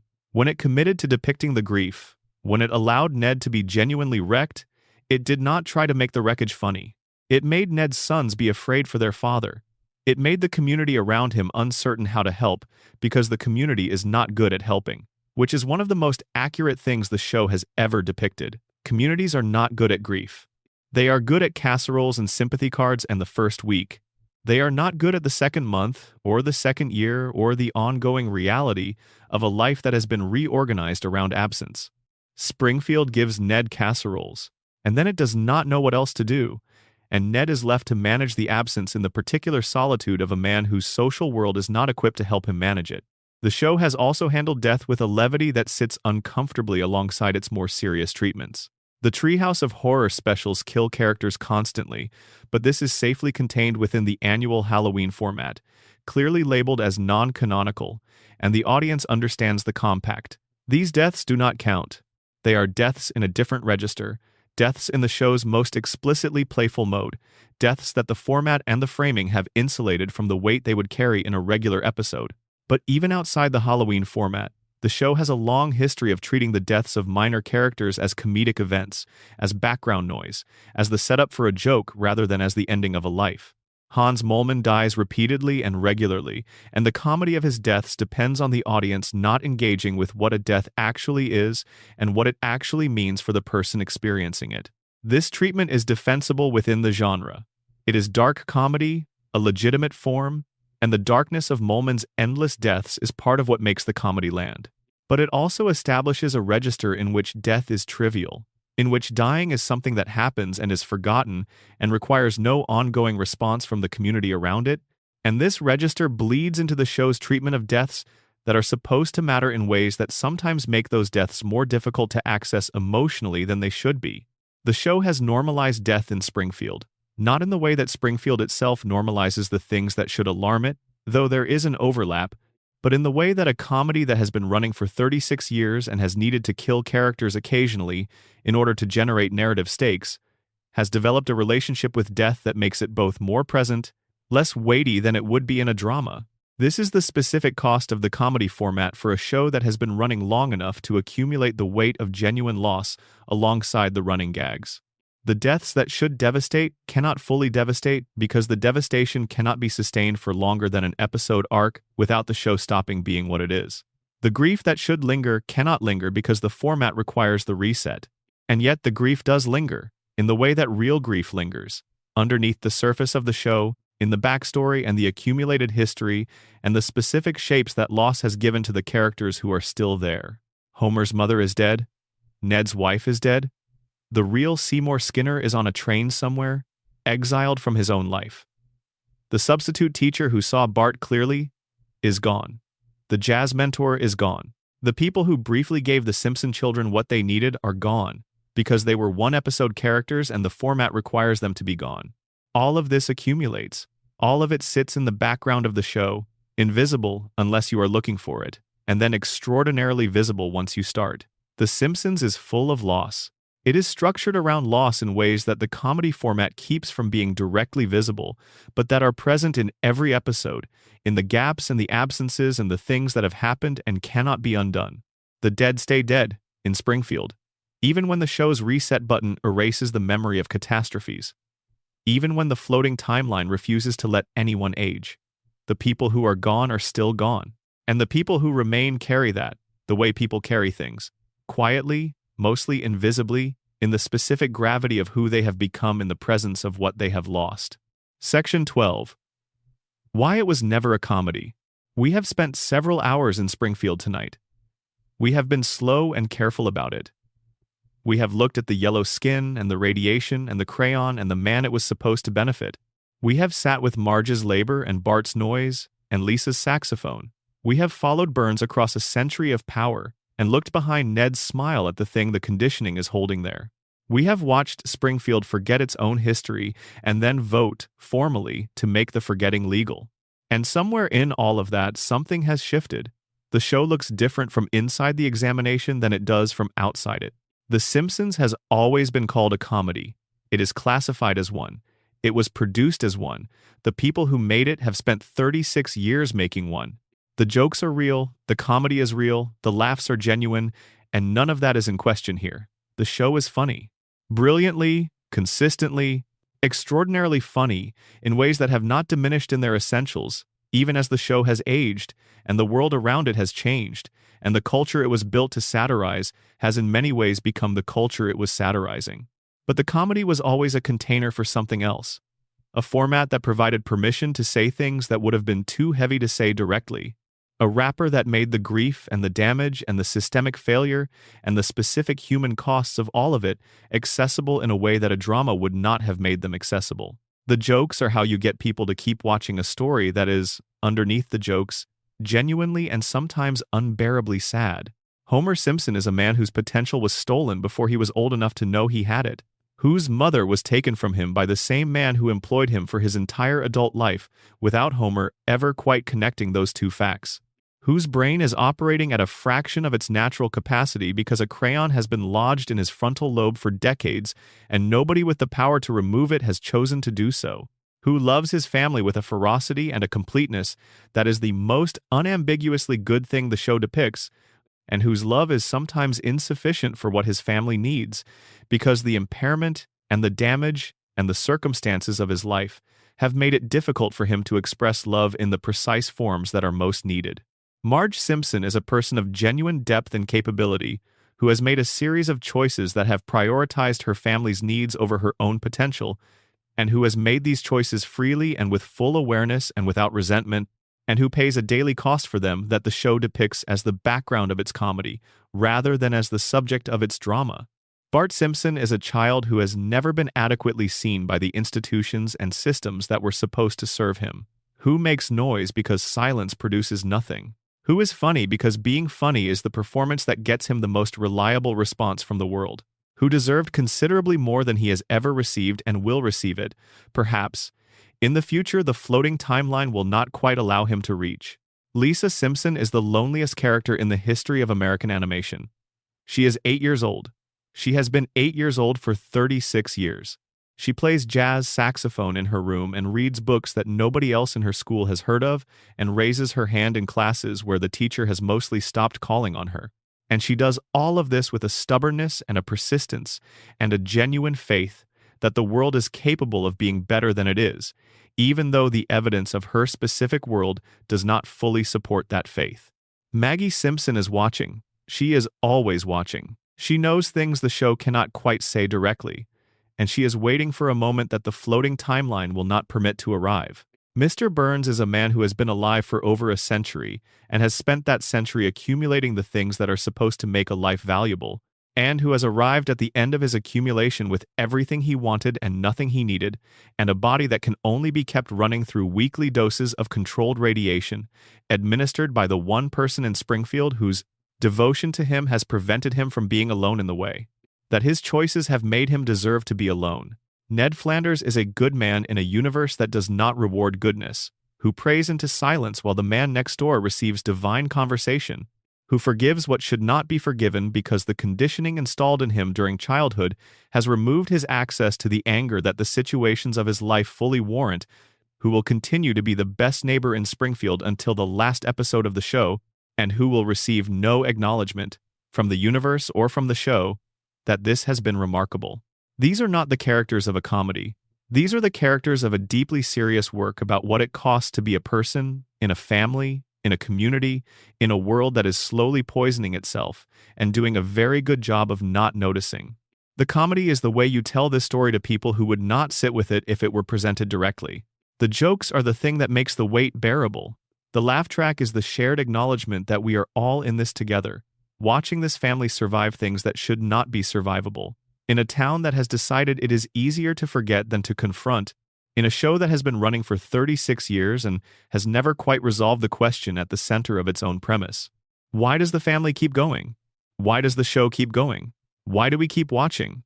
Because The Simpsons are us. Not metaphorically, not as satire. Actually, in the specific way that fictional characters achieve reality through the sustained and careful attention of the people who make them and the people who watch them. Homer is the father who loves imperfectly and tries completely. Marge is the person who holds things together through the daily, invisible labor of caring. Bart is the child who was never quite met by the world that was supposed to meet him. Lisa is the mind that sees more clearly than the world around it can accommodate. Maggie is the potential that no one has yet been able to fully see.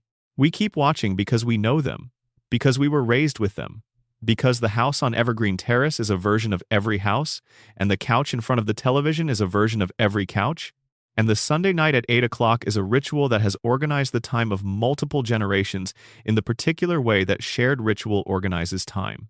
The Simpsons has never been a comedy. It has been something much more complicated and much more true. Wearing a comedy's clothes because the clothes made it possible to go somewhere that a drama could not have gone. It has been a story about what family is, what love costs, what communities do to their most vulnerable members and why, what it means to love people who are damaged and damage you in return, and keep choosing to be in the room with them anyway. It has been all of this, in yellow, for 36 years. And it will continue to be all of this, because the loop does not break, and the timeline does not land, and the couch never empties, and the family keeps finding their way to the living room, and Homer keeps making the same sound, and Bart keeps saying the same thing, and Lisa keeps playing, and Marge keeps hoping, and Maggie keeps watching. It was never just a comedy.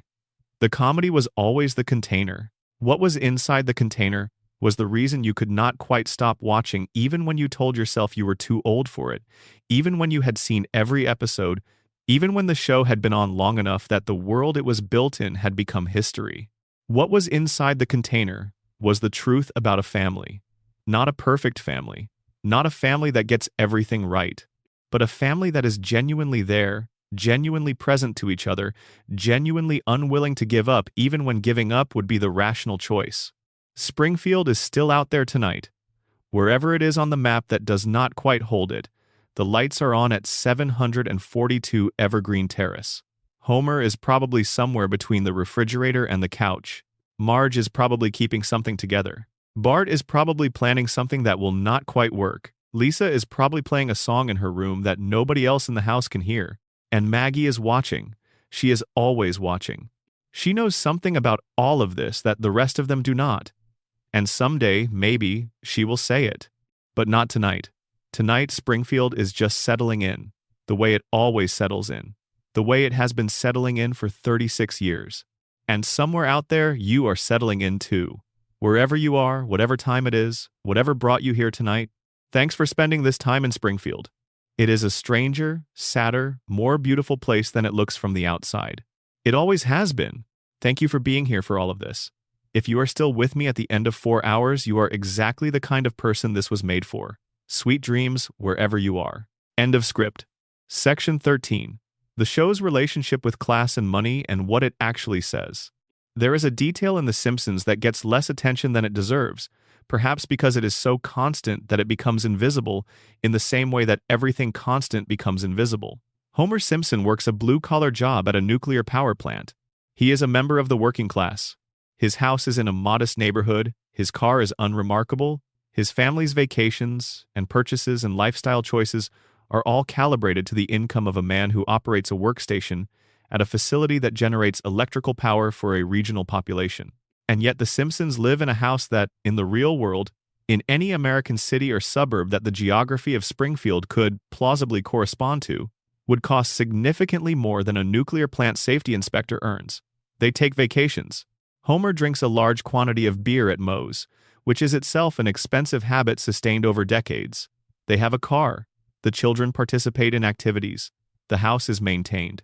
The family is fed. The economic arithmetic of the Simpsons household does not, if you try to make it work in the real world, add up. This is well established in fan discourse, and the show itself has acknowledged it in various ways over the years, sometimes directly, sometimes through jokes that point at the absurdity without quite resolving it. Homer and Marge periodically face financial crisis, take on additional work, find creative solutions to cash shortfalls, and then return to a baseline that is inconsistent with their actual income. This economic impossibility is, on one level, simply a practical requirement of the format. A show about genuine working-class precarity in all of its real-world dimensions would be a different show. Grittier, more constrained, less able to deploy the kind of plot variety that The Simpsons has needed to sustain 36 seasons. The show needs Homer to be able to get into situations that a true hourly worker's budget would not accommodate, so it allows him a lifestyle that his budget does not quite support and trusts the audience not to do the math too carefully. But the economic impossibility is also the show's most direct engagement with a very specific American myth. The myth that a working man with a steady job at a good company, even a company whose safety record is catastrophic and whose owner is an active enemy of the workforce, can own a house and raise a family and participate in the consumer culture that defines American middle-class life. This myth was, at the time the show began, already in the process of becoming less true than it had been in the post-war decades that produced the cultural template the show was built from. By the time the show had been running for a decade, it was significantly less true. By the time it had been running for 36 years, the gap between the myth and the reality had become large enough that the show's depiction of Homer's working-class life had begun to read, in the context of the actual economic circumstances of American workers, as a kind of nostalgia. The show depicts the economic myth not to critique it and not to celebrate it, but to use it as the stable background against which everything else moves. Homer has a house because the myth says he should have a house. The house is plausible within the myth's logic, even if it is not plausible within the actual wage structure of his employment. And the show maintains the myth because dismantling it would require a different kind of story than the one it is built to tell. But the class dynamic of the show is not limited to Homer's household. Burns is the other pole of the class structure, and the contrast between him and Homer is the most explicit class commentary the show makes. Burns has everything. He has the house, plural, the estate, the wealth that is not countable in the ordinary way of wealth. because it has been accumulating for over a century through a combination of active management and structural advantage, and the particular kind of advantage that comes from owning the infrastructure on which an entire community depends. The relationship between Burns and Homer is the relationship between capital and labor, rendered in cartoon form but with a specificity that makes it more precise than most explicitly political commentary. Burns employs Homer. Burns determines Homer's working conditions, his safety environment, his exposure to risk, his proximity to the radiation that has been shaping his biology and his cognition, and his family's biology and cognition for decades. Burns decides whether Homer keeps his job, and the fact that Homer has a contractual guarantee of employment that Burns negotiated with Homer's father does not change the fundamental asymmetry of the relationship. Burns holds all the structural power and Homer holds none. And Homer's response to this, across 36 years, is not resistance. It is accommodation. It is the daily renegotiation of his relationship with his employment in ways that extract maximum enjoyment from minimal engagement. He sleeps at his workstation. He eats during emergencies. He treats the job as a context in which he is present rather than as a responsibility. He is genuinely performing. This is not strategic resistance. It is the specific adaptation of a person whose cognitive impairment and emotional constitution make genuine engagement with the institutional demands of the job impossible, and who has developed a relationship with the job that allows him to survive it without it consuming him. But it is also, reading it less charitably, exactly what you would expect from a workforce that has been told for long enough that their needs and safety and well-being are secondary to the operational requirements of the facility, and whose ability to generate adequate resistance has been systematically compromised by the very conditions that make the resistance necessary. Homer cannot advocate for better working conditions because he does not fully understand what the working conditions actually are. He cannot organize with his coworkers because the cognitive and social architecture required for effective organization is beyond what the radiation and the impairment leave him able to manage. He cannot quit because the emotional and financial stakes of the job are too high, and because the agreement between Burns and Grandpa Simpson has made the job the one stable thing in a life that is otherwise organized around instability. He just keeps showing up, every episode, every season, 36 years of showing up to a workplace that is actively damaging him, operated by a man who is the architect of the worst thing that ever happened to his family, wearing the uniform and eating the donut and falling asleep at the workstation. This is the show's most sustained and most precise observation about class. Not that the rich are bad, though Burns is demonstrably terrible, but that the system that produces the relationship between Burns and Homer is self-sustaining and self-reproducing in ways that individual choice cannot escape. Homer could not have done better in the sense that the options available to someone in Homer's specific circumstances, with Homer's specific limitations, in Homer's specific town, were not adequate to produce a significantly different outcome. The show knows this. It depicts it with a precision that the comedy format keeps from being explicitly labeled as political commentary, but that is political commentary in the same way that anything accurate about the actual workings of power and class is political commentary. The Flanders household next door is the show's depiction of the petit bourgeois adjacent class, comfortable, devout, organized, domestically sufficient without being wealthy. Ned owns the leftorium. He has owned it for most of the show's run, and the business has had its ups and downs, but it represents something that Homer's employment does not: a direct relationship between his labor and his income, a business that he owns and operates, a stake in the economic activity of his community that is not entirely mediated by the decisions of someone else. Ned's economic security, such as it is, comes from this ownership rather than from employment. He is not rich, but he is not as exposed to the specific vulnerability of wage dependence that shapes Homer's relationship with Burns. He has a thing of his own.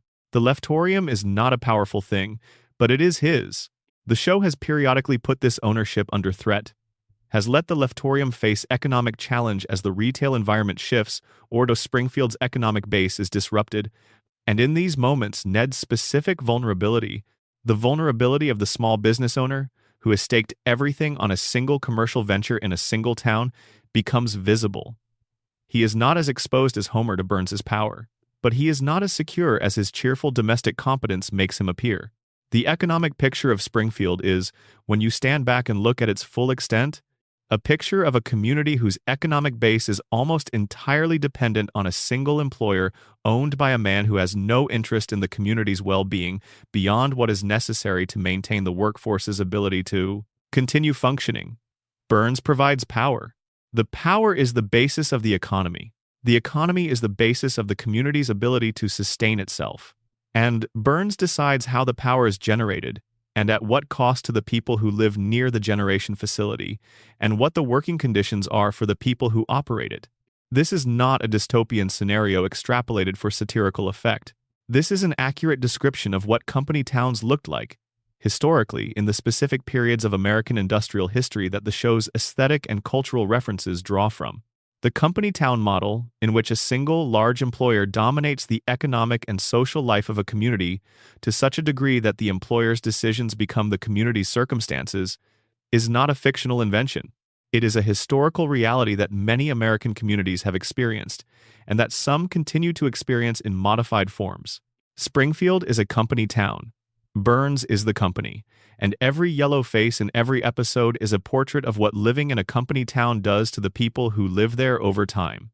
The show has never called itself a class critique.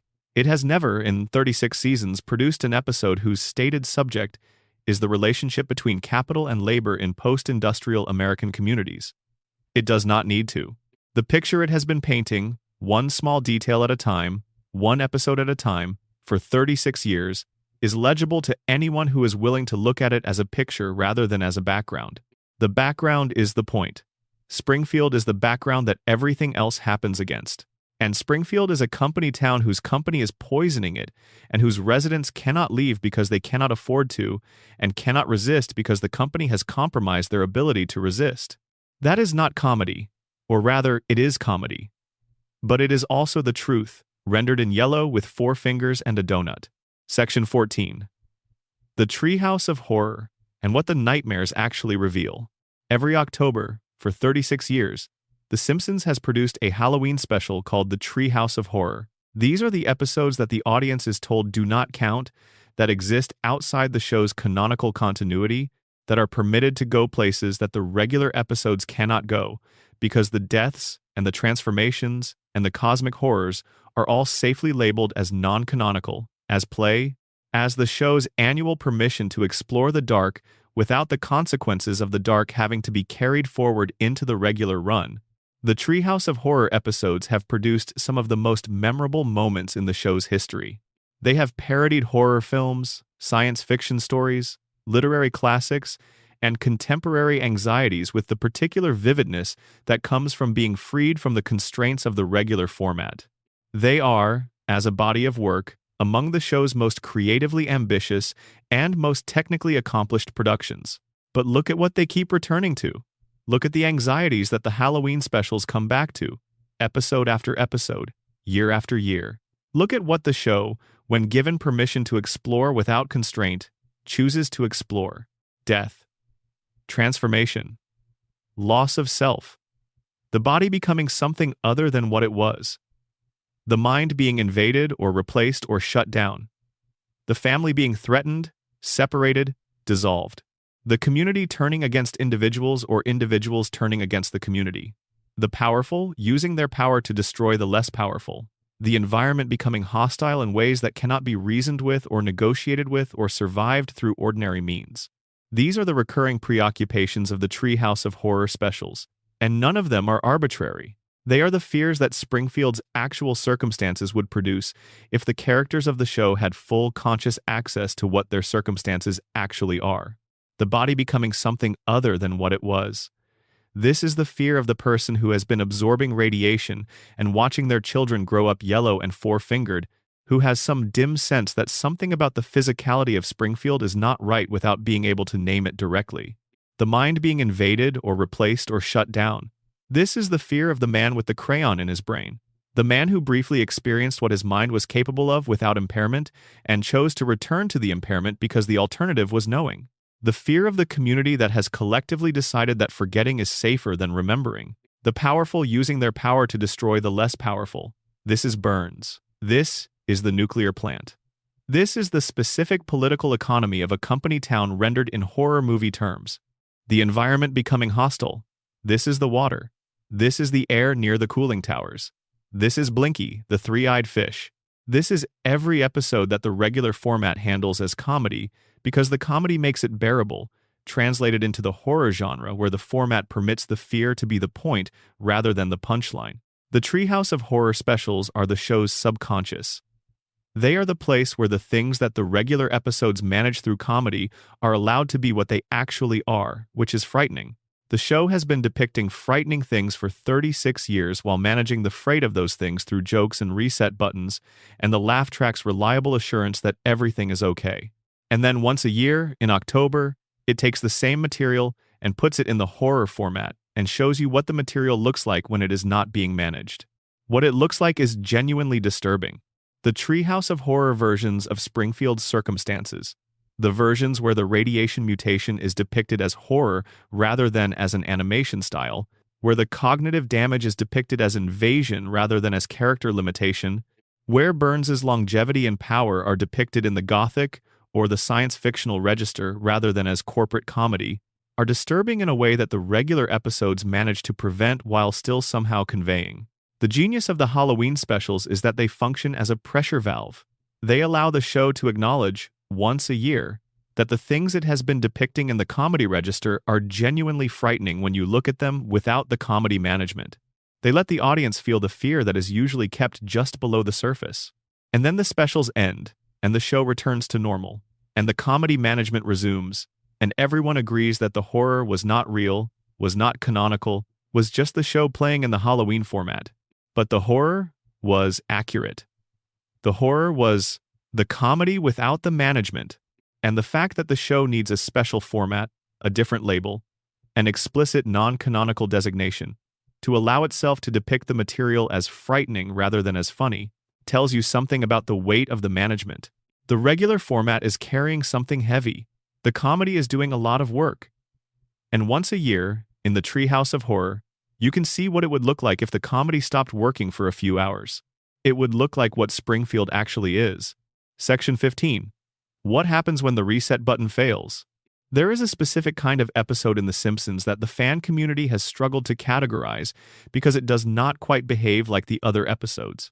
These are the episodes where the reset button does not fully work, where the consequences of the plot carry enough weight that they cannot be entirely erased by the episode's end, where something persists into the show's ongoing world that was not there before the episode began. Maud Flanders' death is the most famous example, but there are others. The introduction of Sideshow Bob as a recurring villain who remembers his previous encounters with Bart and has a genuine and sustained motivation to harm him. The establishment of Homer's mother's story and its implications for his psychology and his relationship with Burns. The revelation of Skinner's true identity, which the town voted to suppress but which cannot be fully suppressed because it is now in the audience's permanent knowledge of the character. The moments where the show's continuity creates genuine weight by refusing to let certain things be forgotten. These episodes represent the show at its most honest about the nature of the world it has been building.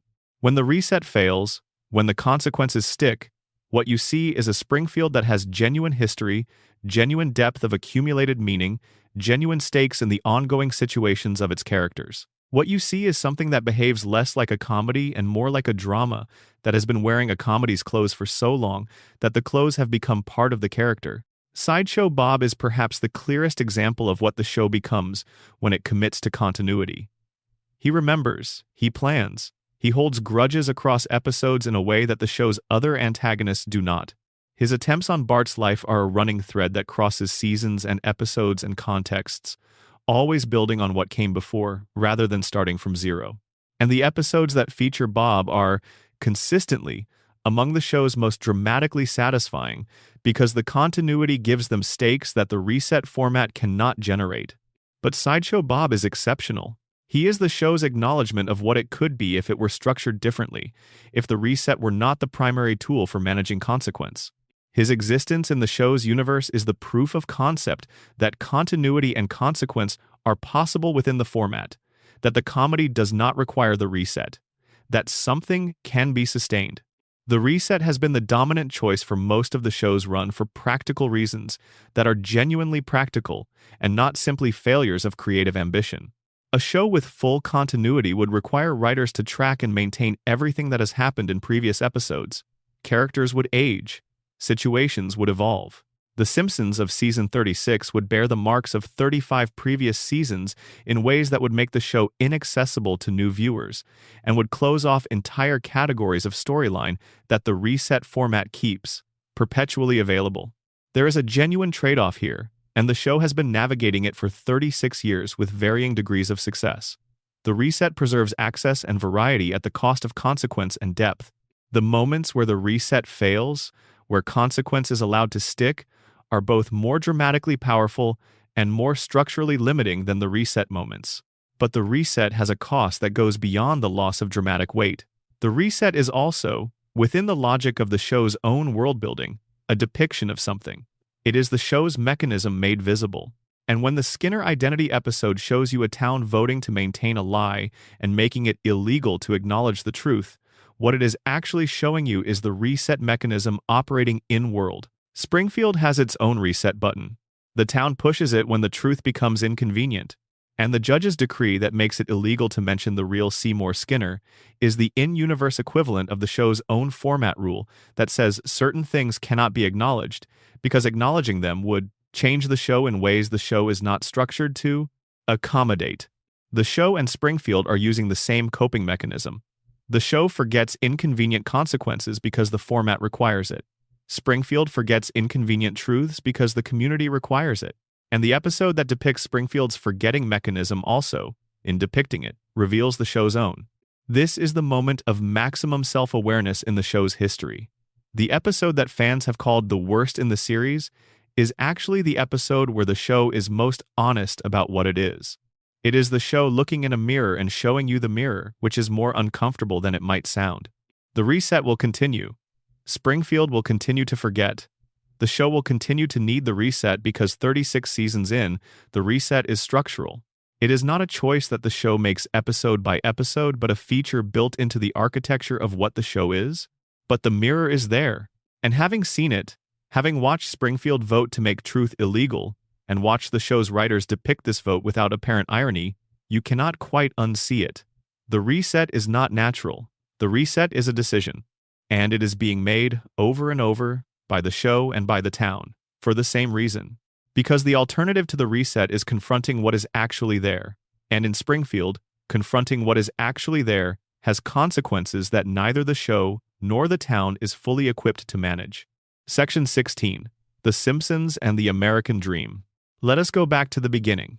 Not the beginning of the show, but the beginning of the idea the show is built on. The Simpsons is, structurally and ideologically, a story about the American dream as it existed in the particular cultural imagination of the late 1980s and early 1990s, the moment when the show was conceived and launched and established its premise. The American dream, as the show inherited it, was a specific and fairly legible set of promises. That a working man with a steady job could own a home, raise children, participate in the consumer economy, and live a life of modest but genuine comfort. That effort and decency would be rewarded with security. That the system, if you played by its rules, would provide. Homer and Marge believed these promises. The show's premise is built on their belief. They are in the house, they have the children, they have the job, they have the car and the television and the yard. They are living the dream, or the version of the dream that is available to them given their specific circumstances and limitations and the specific economic and social conditions of Springfield. And the show has been quietly, persistently, with tremendous comedy and genuine affection, depicting the gap between the promise of the dream and the reality of the life it produces. Homer works the job. The job is dangerous. The job is operated by a man who is using it to extract maximum value from the workforce while returning minimum investment in their safety and well-being. The job is staffed by a man whose incompetence, maintained as policy rather than resulting from oversight, ensures that the violations continue and the radiation keeps flowing, and the community downstream from the facility keeps absorbing the damage. The house is real, the family is real, the love is real, and the house and the family section and the love exist inside a system that is actively working against them, and they do not, most of the time, fully know this, because the system has been careful to ensure that the people most damaged by it are least equipped to perceive that damage. This is the critique inside the comedy. This is what the show has been saying since 1989, in yellow with 4 fingers and a donut. That the American dream, in the form it was sold to the generation that Homer and Marge represent, was real in some ways and a lie in others, and that the ways it was a lie were specifically calibrated to make the lie invisible to the people being lied to. Burns is the lie made flesh. Burns is the person who sold the dream while maintaining the conditions that ensured the dream could not quite deliver on its promises. He provides the power, he employs the workers, he funds the community's economic base, and he extracts from the community, through the leaking radiation and the compromised water supply and the systematic production of a cognitively impaired and physically altered population, far more than he returns. The Simpsons are living the dream that Burns sold them. They are living it fully and lovingly and with genuine appreciation for what they have. And what they have is real. The love is real, the family is real, the house on Evergreen Terrace is real in the way that fictional houses are real, which is sometimes more real than the real ones. But what they have is also built on a foundation that has been contaminated from below for as long as they have been living on it. And the contamination is invisible to them because the contamination has also shaped the cognitive tools they would need to perceive it. That is the American dream as The Simpsons depicts it, not a lie exactly, not a noble aspiration exactly. Something more complicated, a promise that contains genuine truth and genuine deception in proportions that are difficult to separate. Sustained by the love of the people who believe in it, and by the interests of the people who benefit from others believing in it. Homer believes in it. He is the dream's most sincere and most damaged adherent. He goes to work every day at the facility that is slowly killing the community he loves, operated by the man who destroyed his family. Because that is what the dream requires of a man like him. He goes and he sleeps at his workstation, and he eats his donut, and he goes home to Marge, and the family gathers on the couch, and the television comes on. The dream looks like this. It looks like this specific family in this specific house in this specific impossible town. It looks like the couch and the TV and the 3 kids and the dog and the cat and the Sunday nights. It is flawed and damaged and built on compromised foundations, and it is also genuinely, unmistakably beautiful in the specific way of things that are loved completely by the people inside them. That is the show's thesis. Not that the dream is false, not that it should be abandoned, but that it exists the way everything beautiful exists, in tension with the systems that contain it, sustained by love that is real even when the circumstances around it are not entirely what they appear. Homer is in the house, Marge is in the house, the kids are home. The dream is there, imperfect and irradiated and 4-fingered, and sustained by a patience that has never been adequately honored. It is there, and the show has been there with it for 36 years, keeping the lights on. Section 17. What Springfield says about television itself. There is a television in The Simpsons house. There has always been a television in The Simpsons house. The television is, in many ways, the most important object in the show's world, more important than the plant, or the church, or the school, or any of the institutional spaces where the show's stories play out. The television is the object around which the family gathers. It is the shared experience that organizes their collective time. It is the medium through which the outside world enters the household and through which the household defines its relationship to the culture that surrounds it. And the television in The Simpsons house is showing The Simpsons. This is not literally depicted, but it is logically implied by the show's structure. The Simpsons is a television show about a family watching television. The family watching television is watching a show that is, on some level, about them. And the audience watching the show is in the same position as the family in the show, sitting in front of a television, using the medium to process and understand and find comfort in stories about a world that is more complicated and more painful than the entertainment format usually allows. The show has always known this about itself. It has used the self-awareness it generates from this knowledge to produce some of its funniest and most structurally interesting moments. The episodes that break the fourth wall, the treehouse of horror segments that acknowledge the show's own nature, the moments where characters interact with the format of the show they are in. But underneath the self-aware comedy, there is something that the show is less comfortable examining directly. Television has been doing to its audience what Burns has been doing to Springfield.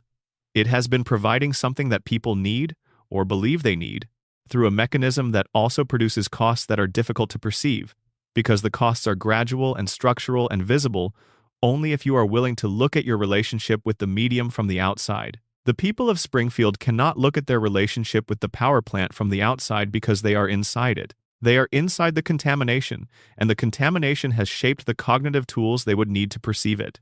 The audience of The Simpsons is inside television in an analogous way. Television has shaped the cultural expectations and the narrative appetites and the attention structures of the people who watch it, and those shaped expectations and appetites and structures are the ones that the television uses to produce the next episode and the episode after that.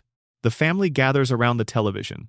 The audience gathers around the television. The thing that sustains the gathering is the comedy and the warmth and the genuine love the show has for its characters and the genuine skill with which it has been made. But the thing that makes the gathering possible, the infrastructure underneath the warmth and the comedy, is an industry with its own interests that are not always identical to the interests of the people watching. The Simpsons knows this.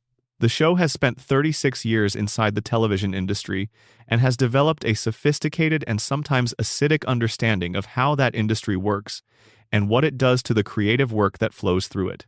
The episodes that satirize network television, advertising, corporate entertainment culture, and the specific ways that commercial considerations shape artistic output are some of the show's sharpest and most honest work. And yet the show has also, inevitably, been shaped by those same commercial considerations.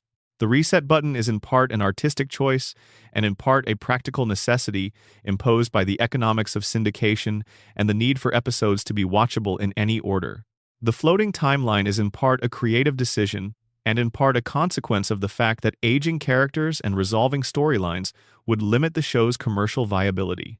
The format is the format partly because the writers chose it and partly because the network and the audience and the economics of the medium made certain choices more viable than others. The television in The Simpsons house is showing the Simpsons family a version of the world that is entertaining and familiar and comfortable, and it is providing that version through a mechanism that also, at the level of structure and economics and the specific demands of the commercial entertainment industry, shapes what they see and what they do not see, and what they believe about the world as a result of what they have seen. This is not a conspiracy. It is how television works. It is how any medium that is organized around commercial imperatives works. And it is, in the specific context of The Simpsons, the final layer of the show's sustained and complex meditation on what it means to live inside a system that is also providing the tools you are using to perceive it. Springfield is a system. Television is a system. The Simpsons is a show about living inside a system, made by people inside a system, watched by people inside a system. And it is very, very good about this.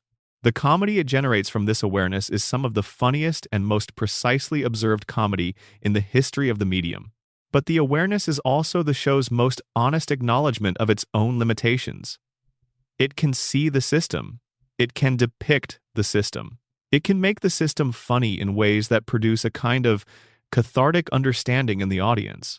What it cannot do is stand outside the system, because there is no outside. There is only the show. Inside the television, inside the medium, inside the commercial and cultural infrastructure that makes the whole thing possible. The family is still on the couch, the television is still on, the show is still going. And we are still watching. Section 18. The episodes that knew what they were doing. Not all of The Simpsons is accidentally profound. Some of it is deliberately, painstakingly, exactly as intended profound, and those episodes deserve to be examined separately from the ones where the depth is emergent from the structure, rather than intentionally crafted. The episode Mother Simpson, which we discussed in the context of Mona's story, is one of the show's most deliberately emotional productions.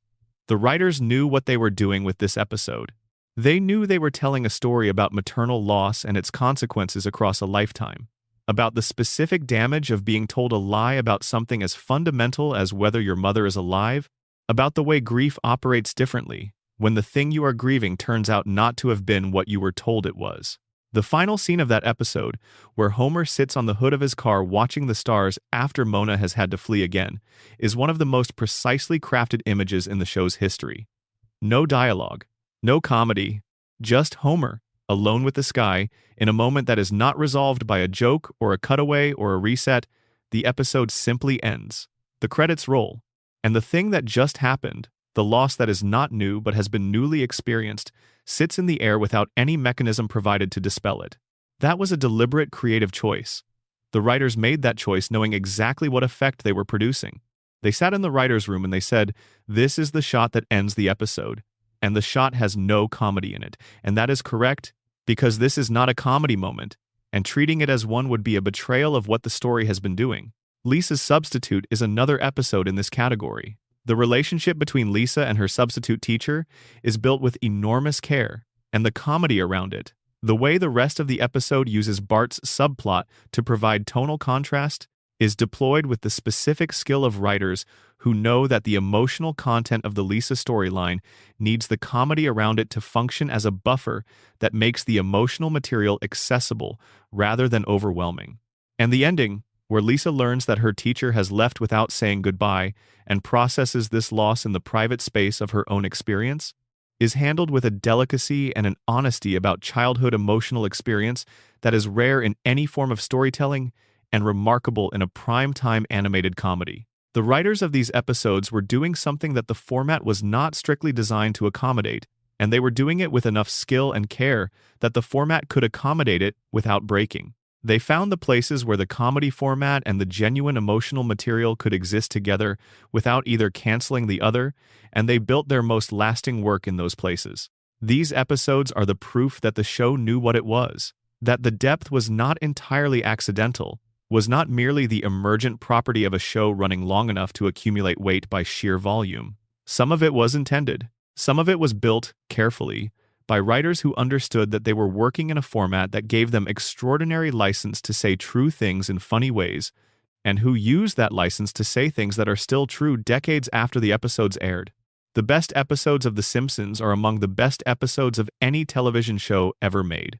They operate at a level of craft and intention that the comedy format made possible, because the comedy lowered the audience's defenses in ways that allowed the emotional material to reach places it could not have reached in a drama. The humor is not a concession to the format. The humor is the mechanism. The humor is what makes the rest of it work. And the rest of it, when it is working, is extraordinary. It is something that does not quite have a name because it does not fit neatly into the categories of what television has been organized to produce. It is comedy that is also grief. It is satire that is also love. It is animation that is also history. It is a cartoon about a family that is also the most sustained and complex depiction of American working-class life that the medium has produced. It was never just a comedy, but it was always exactly this. Section 19. What we take with us. At some point in your relationship with The Simpsons, if you have had a relationship with it long enough, you stop just watching it and started carrying it. This is what happens with things that have been inside your experience for long enough. They stop being separate from you and start being part of the texture of how you move through the world. You carry a line, a specific line, that lands differently at different moments of your life. Something Homer says, or Marge, or Lisa. Something that seemed like a throwaway joke when you were watching it at 12, and that turns up 20 years later in the middle of a completely different situation and suddenly makes a different kind of sense. This is what stories do when they are good enough and long enough. They deposit things into the memory that sit there, quiet and unobtrusive, until the moment when they are exactly what you need. The Simpsons has been depositing things for 36 years. Into the collective cultural memory of people who watched it as children, who grew up with it, who learned things from it that they did not know they were learning. Things about love that is imperfect but real. Things about families that damage each other and stay together anyway. Things about towns and systems and the way power works and the way communities fail the people inside them and keep going regardless. You carry Homer's love for his family. The love that is always there even when the expression of it is a disaster. The love that motivates the grand gesture that misses the point and still somehow matters because the love underneath it is not in question. You carry that because it is true, because you have seen that love in real life, because the cartoon version of it made the real version easier to recognize. You carry Marge's patience, and you carry the knowledge, which the show builds slowly and carefully across its run, that the patience is not infinite, and is not free, and is not simply a personality trait, but a sustained act of will that costs something every day. You carry that because it is true, because you have loved someone through patience or been loved that way, and you understand what it costs. You carry Lisa's saxophone, the specific sound of it in the episodes where the music is heard without competition. In the moments where the comedy pulls back and the music is allowed to be what it is, which is a child's private language, the medium through which she says the things she cannot say in words. You carry that because everyone has a private language. Everyone has the thing they do when the world is too much, and Lisa's is the saxophone. And it is yours, is whatever yours is, and the show gave you a character who understood this, without you having to explain it. You carry Burns's age, his impossible, maintained, managed age. And you carry it not as a comedy gag but as a portrait of something that is true about power, that it persists, that it finds ways to persist, that the systems built to sustain it are robust and self-reinforcing and difficult to challenge in part because they have been operating for so long that the people who might challenge them can barely remember a world in which the system did not exist. You carry Ned and his conditioned goodness and his silent God and his dead wife, and the way he keeps showing up next door, with his cheerful greeting and his genuine generosity, and the buried rage that the conditioning never quite manages to extinguish completely. You carry Ned because you have known people like him. People who are good because they have decided to be good, and who pay the price of that decision in the particular currency of goodness unrewarded, and you have felt the complicated tenderness that is the appropriate response to encountering that quality in the world. You carry Bart on the skateboard, yes, but you also carry the moments when Bart is still, when the performance drops, when the 10-year-old who has never been adequately seen is briefly visible under the menace and the catchphrase and the slingshot. You carry that too, because everyone has a version of that, a self that is not the performance self but the underneath one, the one that shows up in the moments when there is no audience. And you carry the couch, the specific, yellow, lived-in couch at 742 Evergreen Terrace, which is the most famous piece of fictional furniture in the history of American television, which has been the gathering place of this family for 36 years, which the couch gag has defamiliarized and transformed and made strange in every conceivable way, while somehow never quite making it not the couch, not home, not the place where the family ends up, always, at the beginning of every episode, having made their way to each other from wherever the chaos has taken them. The couch, the family, the house on Evergreen Terrace. These are the things you carry. Not because the show told you to carry them, but because you have been watching long enough that they became part of how you understand certain things.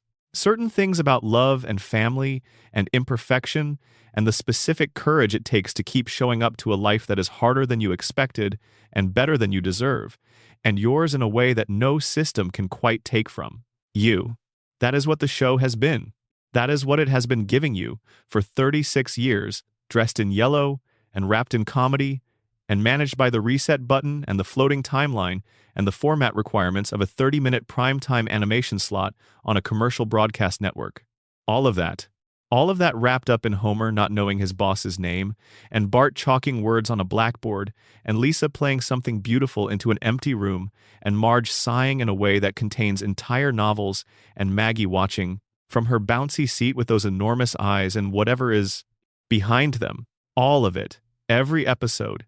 Every season, every reset, every couch gag, every Springfield that has been destroyed and rebuilt and destroyed again, every Monday after a Sunday episode when you went to school or work or wherever you went and knew exactly what you wanted to talk about. 36 years of this. And you are still here. So are they. Section 20. The final hour. It is very late. Or very early. Wherever you are, whatever time has brought you to this moment, you are still here, and Springfield is still here, and the lights are still on at 742 Evergreen Terrace. Let us spend this last section in a different register. Let us simply be present with the things we have been talking about without examining them further, without adding new analysis to what has already been laid out. Let us just stay with it. Homer is probably asleep on the couch right now. In the Springfield of this moment, which is the Springfield of every moment because the floating timeline makes every moment now, Homer has drifted off in front of the television with a half-eaten donut on the cushion beside him, and the television still on, displaying something that nobody in the household is watching anymore. The light from the screen is the only light in the room. It moves across his face in the particular way that television light moves, blue and shifting and continuous, and he is completely at peace. He has worked his shift. He has come home. He has had his dinner, probably, or something close to enough dinner, and he has sat down on the couch and the children have done whatever children do on a weeknight, and Marge has done whatever Marge does in the hours after dinner and before bed, and Homer has fallen asleep without quite meaning to. This happens. This is a thing that happens to a man with his schedule and his constitution, and the particular form of peace he finds in his own house with his own family surrounding him.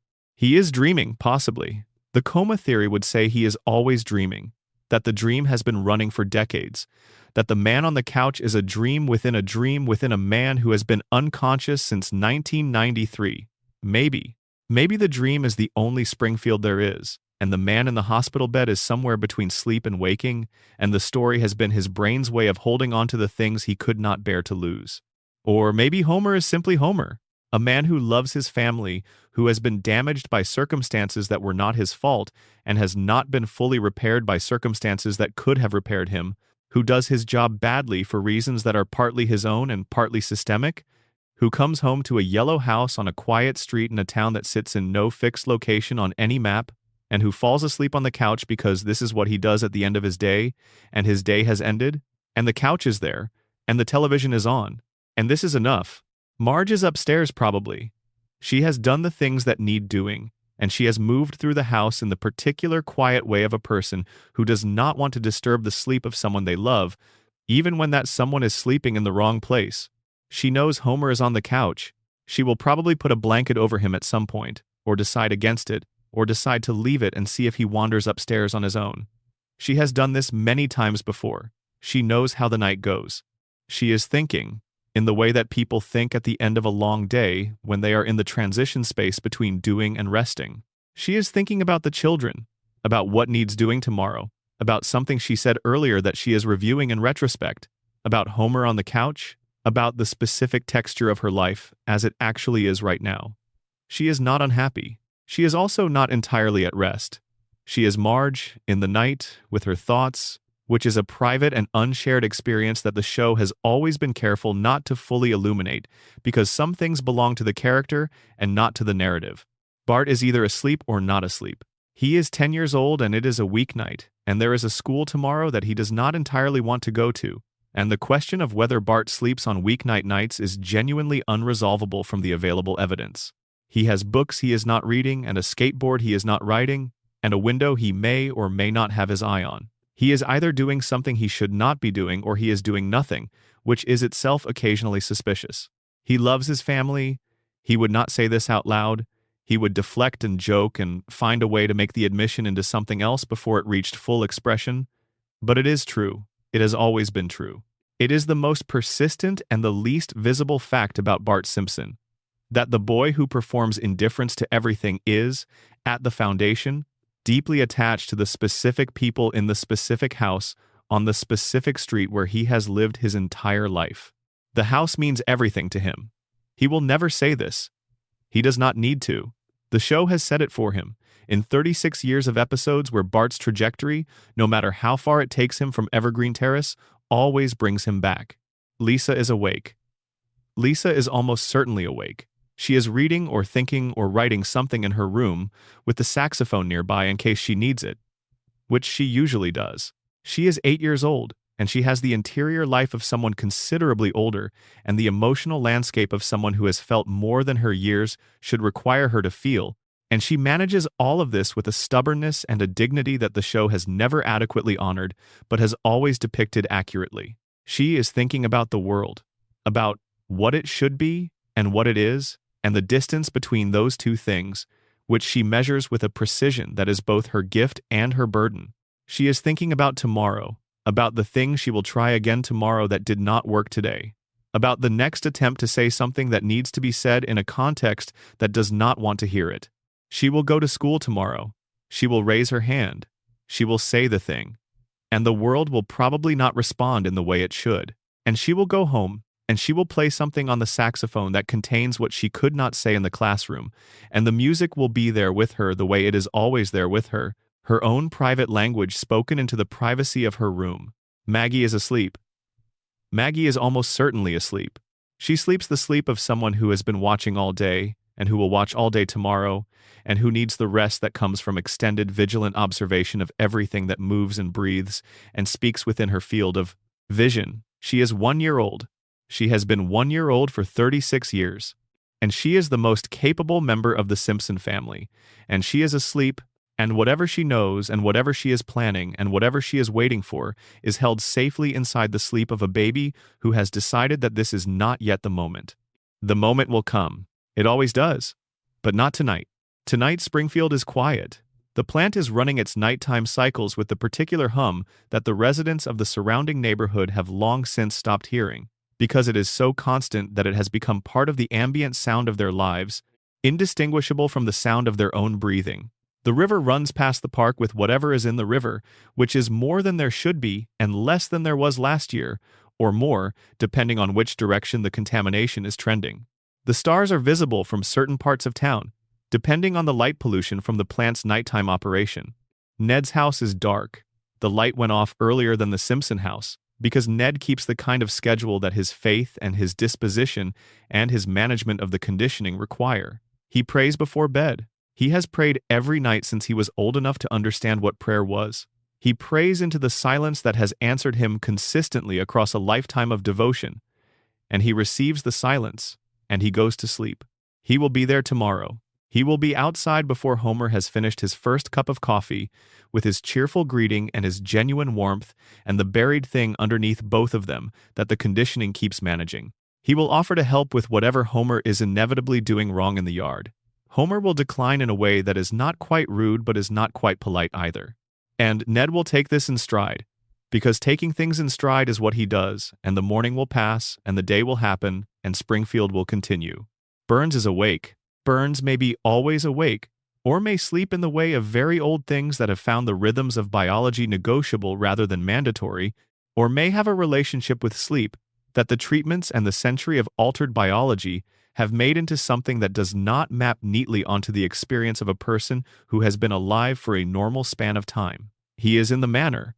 He is in whatever state Burns is in at this hour, sustained by the weekly treatment that is keeping his disease equilibrium balanced, maintained by the infrastructure of wealth that has been building toward exactly this maintenance for over 100 years. He is thinking perhaps about Homer. He sometimes thinks about Homer in the way that people think about the small, recurring, inexplicable elements of their lives that they have learned to accommodate without quite understanding. Homer is inexplicable to Burns. Homer's persistence, his indestructibility, his inability to be permanently dismissed regardless of how many times Burns tries to dismiss him, is a feature of Burns's world that does not conform to the logic that governs everything else in it. He is possibly thinking about nothing. The very old think about nothing sometimes, in the way of people who have thought about everything for long enough that the thoughts have emptied themselves out. He has had over a century of thoughts. Some of them must have been exhausted by now. The manor is quiet around him. Smithers is somewhere nearby, as Smithers always is, maintaining the schedule and the treatments and the logistical infrastructure of Burns's survival, with the devotion that is the foundation of their entire relationship. The treatments are tomorrow. Burns is sustained until then. Springfield breathes. The town breathes. The plant hums. The river runs. And somewhere in the town, in the particular geography of Springfield that is everywhere and nowhere, that borders states that change depending on which episode you are watching, that has mountains and coastline and desert within driving distance of each other, a family is arranged for the night. A man on a couch, a woman upstairs with her thoughts, a boy in his room, possibly not sleeping, a girl definitely not sleeping, reading something important or thinking about something that matters, her saxophone close enough that she could reach it, a baby who knows more than she shows, asleep and keeping her own counsel. This is The Simpsons. This is the family. This is what the show has been showing you for 36 years. Underneath the couch gags and the catchphrases and the celebrity appearances and the treehouse of horror specials and the predictions and the theories and the floating timeline and the everything else. A family at the end of a day, in a house that should not quite be affordable on their income, in a town that should not be habitable given what has been done to it, in a show that should not have run for 36 years and yet has. Still here. Still yellow. Still four-fingered. Still dreaming or not dreaming, or somewhere in between. Still home. There is no better word for it. There is no more precise or more accurate or more true description of what The Simpsons has been. Across all of its seasons and all of its episodes, and all of the analysis and the theory and the debate and the love and the disappointment and the 36 years of returning to it, because something about it keeps requiring the return, it is home. It is the specific home that the show built, for and with an audience that grew up inside it, that learned things there, that took things from it that they have been carrying ever since. It is the home that does not exist on any map because it does not need a map. It is inside you. It has been inside you for as long as you have been watching, and it will be there when you wake up. Good night, Springfield. Good night, wherever you are. This has been 4 hours in the world behind The Simpsons. If you made it here, thank you. If you fell asleep somewhere along the way, welcome back.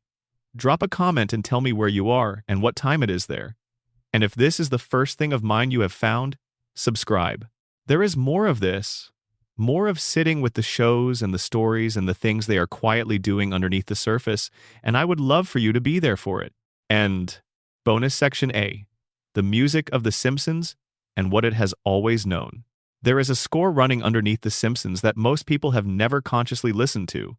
Not the theme, which is famous and has been in the cultural bloodstream since 1989, played and parodied and referenced and hummed by people who have never seen an episode of the show itself.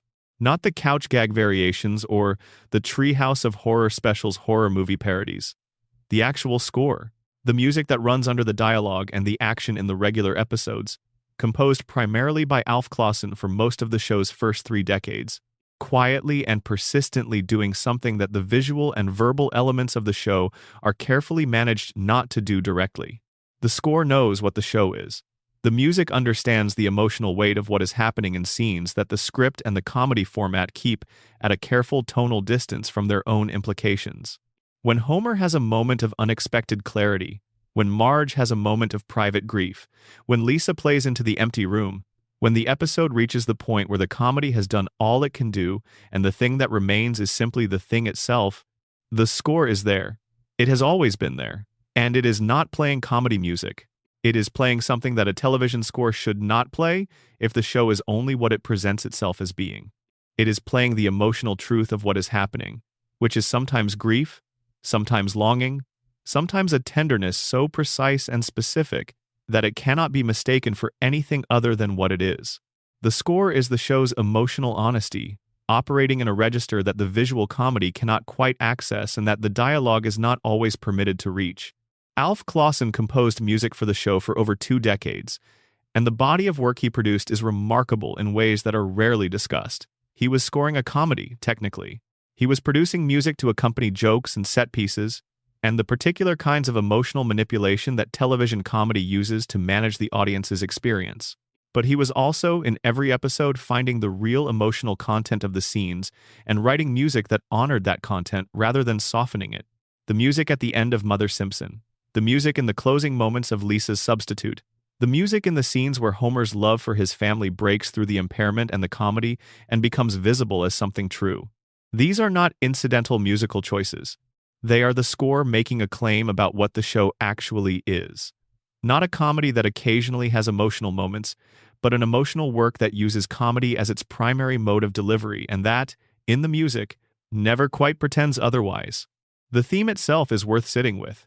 Danny Elfman's opening theme for The Simpsons, which has played at the beginning of every episode since the show began, is not a simple comedy theme. It is something more expansive than that. It is playful, yes, and it is associated with the couch gag's specific comedic energy, and it has been in your head since the first time you heard it. But it is also slightly melancholy in a way that is easy to miss because of the playfulness. There is something in the theme that is not quite light, not quite comfortable, that carries a tone alongside the joy that is harder to name. It is the tone of something that will not last forever. The theme sounds like memory, slightly. It sounds like the feeling of something you love that you know you will eventually lose, played at a tempo that keeps the loss from being the dominant impression but does not quite hide it either. This is probably not an intentional quality of the original composition, but it is a quality that the theme has accumulated across 36 years of use. Across the sheer accumulation of episodes and seasons and the weight of everything the show has been and done, until the theme is no longer simply the opening of a comedy, but the opening of something that carries 36 years of accumulated meaning. When you hear the theme now, If you have grown up with the show, you are not just hearing music, you are hearing a portal to something, to a specific period of your life, to a room you sat in, to the people you watched it with, to a version of yourself that is no longer quite current. The theme summons something that is partly the show and partly your own history of watching it, and the two are now so thoroughly entangled that they cannot be separated. This is what the best music does. It creates an association that deepens with time, that accumulates meaning, that becomes not just itself but also everything you bring to it. The Simpsons theme is one of the most successful pieces of this kind of music in the history of television, not because it is technically brilliant, though it is accomplished, but because 36 years of association have made it irreplaceable in the specific and personal way of things that are tied to your own autobiography. The music knows things about the show that the comedy format has to keep at a careful distance. And in knowing those things, in playing them under every episode, the score has been quietly affirming the argument that this entire script has been building toward. This was never just a comedy. The music knew. It always knew. Bonus section B. The Simpsons in the age of streaming and what it changes. The Simpsons exists differently now than it existed in its original broadcast context. It exists in a world of complete access, where every episode of every season is available on demand, where a viewer can move from the first season to the 30th without the interruption of a week's wait, where the show can be consumed as a continuous object rather than as a series of individual weekly installments separated by the rhythms of real life. This changes something about the experience of the show. The original experience of The Simpsons was an experience of anticipation and of communal reception. You watched on Sunday night at 8 o'clock, and on Monday morning you talked about what you had seen with the people around you, and the shared reference was part of what the show was, part of its cultural function, part of why it mattered in the specific way that it mattered at the height of its cultural presence. That communal experience is largely unavailable now in the same form. You can watch The Simpsons alone, at any hour, on a device that fits in your pocket, in any order, at any pace. The show is available in a way that its original audience could not have imagined, and the availability is genuinely valuable. It means that the show's history is accessible, that the episodes that the original broadcast context caused to be seen by enormous audiences and then lost to casual viewers can now be found and watched whenever they are needed. But the availability also flattens the show in a way that the original broadcast context did not. Every episode is equally accessible, which means that the relative weight that the broadcast context imposed, the weight that came from waiting, from the cultural anticipation that built around significant episodes, from the shared first viewing experience, is gone. The show is a library now, and libraries are extraordinary and also structurally different from the experience of a story told in time, with pauses and returns and the specific quality of waiting built into the encounter with it. The streaming context is also the context in which The Simpsons' best early seasons and its later, more uneven seasons exist simultaneously as parts of the same object. In the original broadcast context, you could not experience the declining quality of the later seasons as a decline from what you remembered, because what you remembered was in the past and the later seasons were in the present. The contrast existed, but it existed in memory rather than in direct comparison. Streaming makes the contrast immediate. You can watch a Season 5 episode and then a Season 25 episode, and the difference is stark and undeniable, in a way that the original broadcast context partially shielded you from. This is both clarifying and sad. Clarifying because the best of the show is genuinely among the best of television, and having it available without the filter of nostalgia or selective memory allows it to be appreciated for what it actually is rather than what we remember it being. Sad because the later seasons, assessed alongside the earlier ones, reveal the particular form of diminishment that comes from a show outliving the conditions that made it exceptional. The Simpsons at its peak was exceptional because of a combination of factors that are difficult to replicate and impossible to sustain indefinitely. An extraordinarily talented writing staff, a cultural moment when the show's specific form of satire was both novel and necessary, characters who were still being discovered and had not yet been reduced to their defining tics, and the particular energy of a show in the early years of its existence when the creative stakes are highest and the possibilities still feel genuinely open. The later seasons exist in a different context. The writing staff has changed multiple times. The cultural moment has shifted. The characters have been around long enough that they have become cultural archetypes in ways that constrain what can be done with them. Homer cannot be genuinely surprised by life in the way he was in Season 5 because the version of Homer that exists in the cultural imagination is now too fixed, too defined by the accumulated weight of his history to be fully available for surprise. The possibilities are more constrained. The stakes are lower, not because the show matters less, but because it has already mattered so much for so long that its ongoing existence is less about discovery and more about continuation. This is the natural trajectory of long-running creative work, and it is not a failure. The Simpsons has produced extraordinary work across its entire run, not uniformly but regularly, and the later seasons contain genuine achievements alongside the episodes that do not live up to the standard the earlier seasons set. The existence of the later seasons, even at their most uneven, is part of what makes the show what it is. Not a perfect object, completed and sealed against further development, but a living thing that has grown and changed and sometimes stumbled and kept going, because that is what living things do. In the streaming context, all of this is present simultaneously: the perfection of the early seasons, the uneven achievement of the middle years, the later seasons' attempts to be what the earlier ones were, with the particular pathos of genuine effort in conditions that have changed. The occasional late-season episode that reaches something true again and reminds you that the capacity that made the early seasons extraordinary has never entirely gone away, has simply been harder to access as the conditions for it have shifted.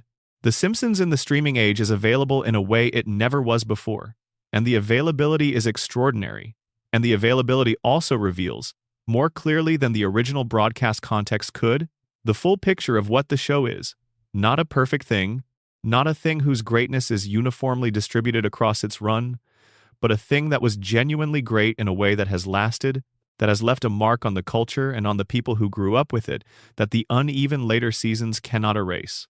The best of it is still the best. The early seasons are still among the finest 30 minutes of television produced in the history of the medium.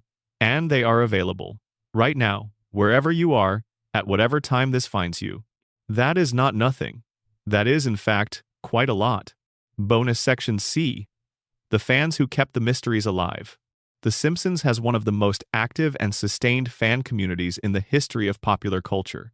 For 36 years, the people who love the show have been writing about it, analyzing it, debating it, building databases of its episodes and characters, and continuity errors and fan theories, and the accumulated detail of 36 seasons of content. This community has done something that is worth acknowledging directly. It has kept the mysteries alive in the space between the show's episodes and seasons, in the gaps where the narrative does not go, in the territory that the comedy format cannot access because it is too dark or too serious or too heavy for the 30-minute primetime slot that the show is built around. The fan theories, the coma theory and the radiation theory, and the who shot Mr.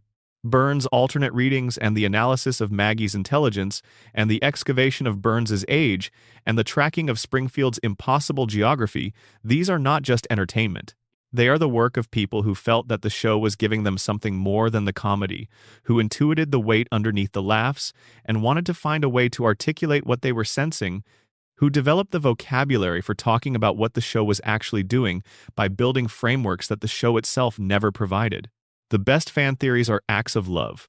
They are the work of people who care enough about a thing to look at it more carefully than it strictly requires, who are not satisfied with the surface reading even when the surface reading is entirely sufficient for the purposes of entertainment, who want to understand the thing at the level of its structure and its implications, and the specific ways it is more than it appears to be.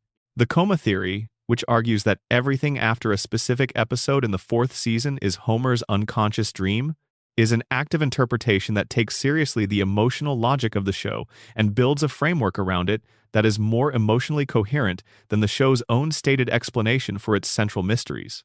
It is not a correct theory in the sense that the show's writers have confirmed it. It is correct in a different sense. It is emotionally true to the show's deepest concerns, to the question of what a man like Homer would most need to dream about if he were not able to be awake. The radiation theory is an act of attention to the show's own established facts, a careful accounting of the details that have been placed in the show across its run and the picture they add up to when you look at them together rather than in isolation.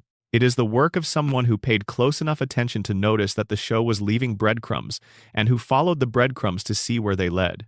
These theories have extended the life of the show beyond its episodes, and into the space of ongoing intellectual engagement that the best long-running creative works generate. They have made The Simpsons more than a television show in the most literal sense. They have made it an object that people think about and write about and argue about and develop frameworks for understanding, the way that people do with things that matter to them at a level that exceeds entertainment. The fans who built these theories, who maintained the databases, who wrote the episode guides and the character analyses and the long-form examinations of the show's themes and implications, have been doing a kind of cultural work that is not always recognized as such. They have been keeping the show alive in the spaces between its official existence, maintaining the conversation about what it is and what it means and what it has been trying to say across 36 years of saying it in yellow with a donut. They are, in a real sense, part of the show now. The Simpsons that exist today is not just the episodes. It is the episodes plus the accumulated weight of everything that the fan community has built around them. The theories and the analyses and the debates and the love letters and the arguments about which season represents the peak and the grief about what was lost when the peak passed and the quiet, persistent gratitude for the episodes that still achieve something true, even now. You are part of this too. By being here tonight, by spending this time with the show, by being willing to sit with the analysis rather than just the comedy, you are part of the ongoing conversation that the fans have been having for 36 years. The show does not end when the credits roll. The show continues in the space of thinking and feeling and talking about it, and that continuation is part of what makes The Simpsons what it is. Not just a television show, but a cultural object that generates ongoing engagement, that sustains and rewards the attention of people who are willing to bring more than their ears and their eyes to the experience. You have been bringing more than your ears and your eyes tonight. And the show, the real show, the show that exists in all of its depth and complexity and 36-year accumulated weight, is grateful for it. Bonus section D. Endings that cannot happen and the one that will. The Simpsons will end. This is true. Every show that has ever been made has ended or will end, and The Simpsons is not exempt from the fundamental condition of existence that requires things to eventually stop. The show will end because at some point the decision will be made to stop making it, for reasons that will be economic or creative or personal or some combination of all three. And when that decision is made, the last episode will air, and the credits will roll for the final time, and Homer will strangle Bart or say his particular sound or do whatever the last episode decides to have him do in its final moments, and then it will be over. The question of what the final episode should be has been asked and speculated about for as long as the show has been running. What would constitute a proper ending for something that has been this long and this embedded in the culture? What would it mean for the show to resolve in a way that honors what it has been? The options that present themselves are limited by the structure the show has built over 36 years. The characters cannot age, because the floating timeline prevents it. Bart cannot graduate from Springfield Elementary and go to middle school, because doing so would acknowledge that time has passed in a way the format has never permitted. Lisa cannot grow into the woman the flash-forward episodes suggest she will become, because entering that future would mean leaving the eternal present that the show has maintained. The show can end with the family on the couch. It can end with Homer making his sound and Bart saying his phrase and Marge sighing in her particular way and Lisa doing something that suggests music without being music. It can end with Maggie looking at the camera or at the family or at the window where the Springfield skyline is visible, with the plant and its cooling towers and the smoke and whatever else is in the Springfield sky. It can end with the door of 742 Evergreen Terrace closing on the family inside, the lights on in the windows, the smoke from the chimney or whatever else is visible from the street. It can end in the particular domestic peace that the show has always been arguing for, the peace of a family in a house, together, at the end of a day, with whatever comes tomorrow still ahead of them, and whatever happened today already behind them, and the specific grace of the present moment holding all of it in place for just a little longer. Or it can do something else entirely. It can take the floating timeline and let it land. It can allow the characters to age, to become what they would have become if time had been permitted to pass, to reach the futures the flash-forward episodes suggested were waiting for them. It can show you Lisa at 25, and Bart at whatever Bart becomes, and Maggie finally speaking the second word that has been building behind the pacifier for 36 years, and Homer and Marge in the house that is smaller now because the children are gone, managing the particular tenderness and the particular loneliness of an empty nest after a life of fullness. This ending would be beautiful. It would also be a betrayal of the premise, in the same way that allowing the floating timeline to land would be a betrayal of the structural commitment the show made in its first episode and has maintained ever since. The premise says the children do not grow up. The premise says the family stays in the house on Evergreen Terrace, on the couch, together, forever. The final episode honoring the premise would mean going out the way the show came in, with the family on the couch, unchanged, watching television, in a Springfield that sits on no fixed map, in a time that is always now. There is something right about this. There is something right about the show that has spent 36 years refusing to let time pass, going out in a way that confirms the refusal one more time. The loop closes. The family is there. The credits roll for the last time, and they look exactly the same as they did the first time. But there is also something that this ending cannot do, which is acknowledge the weight of what has been accomplished. The show that has been this, that has contained this much, that has meant this much to this many people across this long a span of time, deserves an ending that sees it clearly, that knows it has been more than a comedy, that honors the yellow skin and the four fingers and the crayon in the brain and the radiation and the coma and the woman holding the family together and the boy who was never adequately seen and the girl with the saxophone and the baby who knows everything and the billionaire who cannot die and the neighbor who forgives everything and the institution that voted to make truth illegal. It deserves an ending that sees all of it, that holds all of it at once. That says, plainly, without comedy as the management, and without the reset button as the safety net, this has been a story about a family. It has been a story about love. It has been a story about what people do to each other and to the world, and about the specific courage it takes to keep choosing your people anyway. It has been a story about America, about the gap between the myth and the reality, and about the genuine beauty that exists inside that gap alongside the damage. It has been this. Whatever form the ending takes, when it comes, this is what it will have been ending. And somewhere, in the Springfield that exists in the permanent present of the floating timeline, that will never end even when the show ends, because the show's world has become part of the cultural infrastructure of the people who have watched it. Homer is still on the couch. The television is still on. The family is still there. And the dream, if it is a dream, goes on. End of all content. To whoever is still reading this at the very end, you have gone further into Springfield than most people ever will. Thank you for staying. It matters. Subscribe if you have not. Comment with where you are and what time it is there, and I will see you in the next one. Complete. Bonus Section E. The Simpsons as a record of its time. When the show began in December of 1989, the world it was built to reflect was a specific and identifiable world. The Cold War was ending. The particular anxieties of the Reagan era, the trickle-down economics and the nuclear standoff, and the cultural conservatism and the backlash against it were in the process of resolving into whatever came next, and nobody was entirely sure what that was yet. The American middle class was still broadly recognizable as the cultural and economic category the show's premise assumed, though the forces that would eventually hollow it out were already in motion. Network television was still the dominant entertainment medium, the technology that organized the shared cultural experience of American households in the way that nothing since has quite managed. Into this specific moment, The Simpsons arrived. A family on a couch in front of a television, yellow and four-fingered and loving each other in the specific way of people who cannot quite help it. A show about the gap between the American dream as advertised and the American life as actually lived.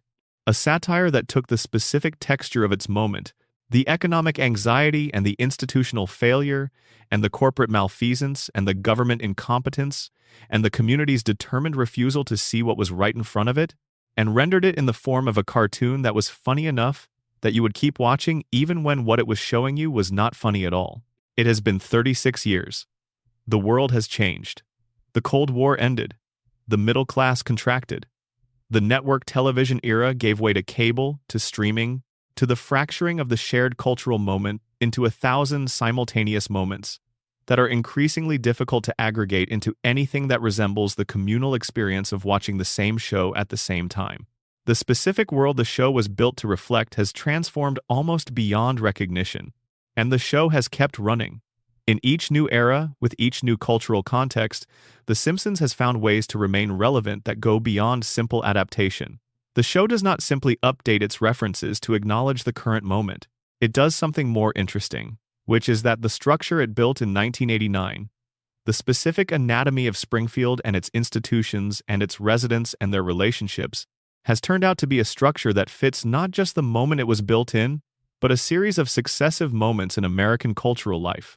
The corrupt billionaire, the captured regulatory apparatus, the community too economically dependent on the source of its own contamination to challenge it, the educational system that serves the children of the powerful and fails the children of the working class, the individual who is brilliant but powerless, who sees clearly but cannot make anyone else see, the good man who does everything right and receives nothing for it, the man whose impairment is maintained by the system because his competence would threaten the system.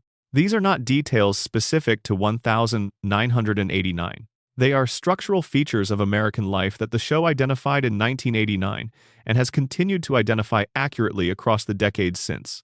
The specific names and faces have changed. The specific technologies and cultural references have updated. But the underlying structure, the anatomy of Springfield as a working model of a certain kind of American community, has remained accurate because the conditions it was built to depict have remained present, in modified but recognizable forms, across the entire span of the show's run. This is why the predictions phenomenon resonates so deeply, and why the rational explanation that the show produces enough content over enough time that some of it will coincide with future events is both correct and slightly insufficient. The show does not predict the future through magic or through the particular genius of its writing staff. It describes the present with enough structural accuracy that the future it anticipates is, in many cases, simply the continuation of the present in directions that the structure of the present already implied. Burns is always there, not necessarily as a specific individual, but as a type, as a class of person and institution, as the configuration of wealth and power and self-interest that produces the specific dynamics the show depicts. The Springfields of the real world are various and geographically distributed and specific to their own contexts, but they share the structural features that the fictional Springfield was built to represent: the company that provides and contaminates, the workers who are too dependent to resist and too impaired to fully perceive, the community that has forgotten how to demand accountability. The show is a record of this, a 36-year record of the specific form that these structural conditions have taken in the American imagination, updated season by season with the particular details of each new era, while the underlying structure remains consistent. A document of American life that is more accurate in its structural analysis than most deliberately political documentary work, because the satire and the comedy and the cartoon format have protected it from the self-consciousness that tends to distort explicitly political creative work. It is a strange and beautiful thing, a cartoon, about a family, on a couch, in a town with no fixed location, that has been accurately depicting the conditions of American working-class life for 36 years without ever quite claiming to do so, without ever calling itself the thing it is, dressed instead in yellow and jokes and the particular warm light of a television show that you have been watching since before you were old enough to understand what you were watching. You understood it anyway. You absorbed it. The show deposited it into you over years and years of Sunday nights, and the deposit has been earning interest in the specific way that things absorbed in childhood and adolescence earn interest, quietly, invisibly, accumulating weight until the moment when you sit down with the show again as an adult and notice that it is heavier than it was when you first watched it. It was always heavy. You were just lighter. The show knew what it was. It knew what it was depicting, what it was saying, what it was building inside the comedy format that the comedy format was not strictly designed to contain. It knew from the beginning, and the people who made it knew, and the best of them built the heaviness into the structure deliberately, carefully, with the specific skill of writers who understood that they had been given permission, by the format and by the audience's appetite for comedy, to say things that television would not ordinarily permit. They said them. They are still saying them. The show is still running. The record is still being made. And somewhere in the episode that aired most recently, in whatever season this is now, in the episode that will air next Sunday if you are watching this in a week that contains a Sunday Simpsons broadcast, in the show that has been, and continues to be, and will be for however many seasons remain, there is something true. It is wrapped in comedy. It is carried by characters that you have known for most of your life. It is delivered in yellow, with 4 fingers, by a man whose impairment is maintained as policy and whose love for his family is the most uncomplicated and most precious thing the show contains. It is still there. It has always been there. And you have known on some level that it was there. That is why you are still here. That is why we are all still here. In Springfield, on the couch, together. This is the full script. Every word of it has been written in the voice of the show's own narrator, the one who lives in the gap between the comedy and the truth, the voice that The Simpsons has always needed and has never quite been able to use directly. Thank you for hearing it. Wherever you are tonight, whatever brought you here, I hope this found you at the right time. Leave a comment. Tell me where you are. Tell me what time it is there. And please subscribe because there is more of this ahead and I want you to be part of it. Good night. Bonus section F. The couch and what it means to always come home.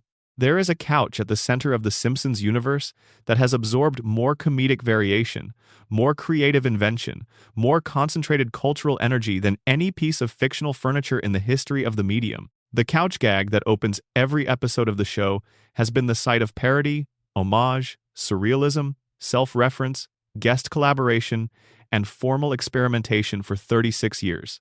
It has involved time travel and dimension hopping and celebrity cameos and the complete dissolution of the realistic space it is usually depicted as occupying. It has been drawn in the styles of other shows, other artists, other entire artistic traditions. It has been a canvas on which the show's creative ambitions are displayed in concentrated form, 30 seconds or 60 seconds of pure creative play before the episode proper begins. And every single time, after the variation and the experimentation and the creativity and the joke, the family lands on the couch, or arrives at the couch from a different direction, or finds themselves on the couch having traveled an impossible distance to get there. The couch is always the destination. Whatever the gag does with the space and the logic and the possibilities of what a couch gag can be, the family ends up on the couch. This is the most consistent thing in the show. Not Homer's job, which he has lost and regained, not Marge's hair, whose specific shade has been the subject of various episodes. Not Bart's grade level, which has been discussed in ways that are not entirely consistent. Not Lisa's various social and intellectual and ethical positions, which have evolved across the show's run in ways that reflect the particular form of development available to a character who does not age but whose concerns can shift within the eternal present. The couch. The family on the couch. Every episode. For 36 years. The couch is home in the most basic possible sense. It is the place where the family gathers, the specific point in the house where the individuals who make up the Simpson family become, temporarily, a unit. Homer is there, and Marge is there, and Bart is there, and Lisa is there, and Maggie is there. All in the same space, all facing the same direction, all present together. Whatever the couch gag has done to get them there, whatever chaos preceded the arrival, they are there. This matters. In the context of everything the show has established about this family, their impairment and their damage and the systemic forces arrayed against them, and the specific ways in which each of them is prevented from fully being themselves, the couch matters.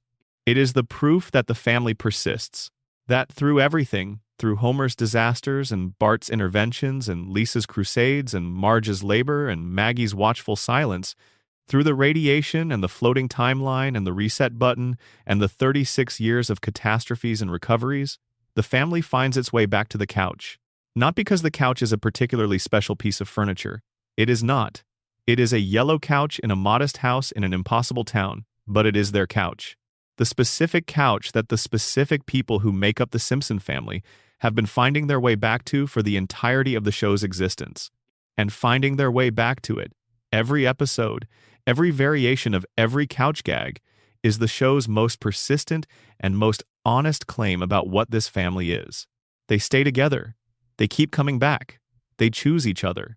Not because they are perfect, not because the circumstances of their lives are easy or because the system they exist within is fair or because the world has given them what they needed. They are not perfect. The circumstances are not easy. The system is not fair, and the world has not given them what they needed. The evidence for all of this is extensive and has been documented across this entire script. And they stay. They keep choosing the couch. Homer keeps finding his way home from whatever disaster the episode has sent him into. Marge keeps choosing the house and the family and the man she married, with full information every time. Bart keeps coming back from whatever the show has sent him toward. Lisa keeps playing her saxophone in her room, which is in the house on Evergreen Terrace, which is still home, even when home is also the site of the specific disappointments and the specific insufficiencies that make her the loneliest character in the show. Maggie keeps watching from the bouncy seat that is in the living room where the couch is. They keep coming back. The couch gag is the promise that they will. And the promise has been kept every episode for 36 years. This is what the show has been building toward, behind all of the comedy and the satire and the tragedy and the analysis and the theory and the everything else.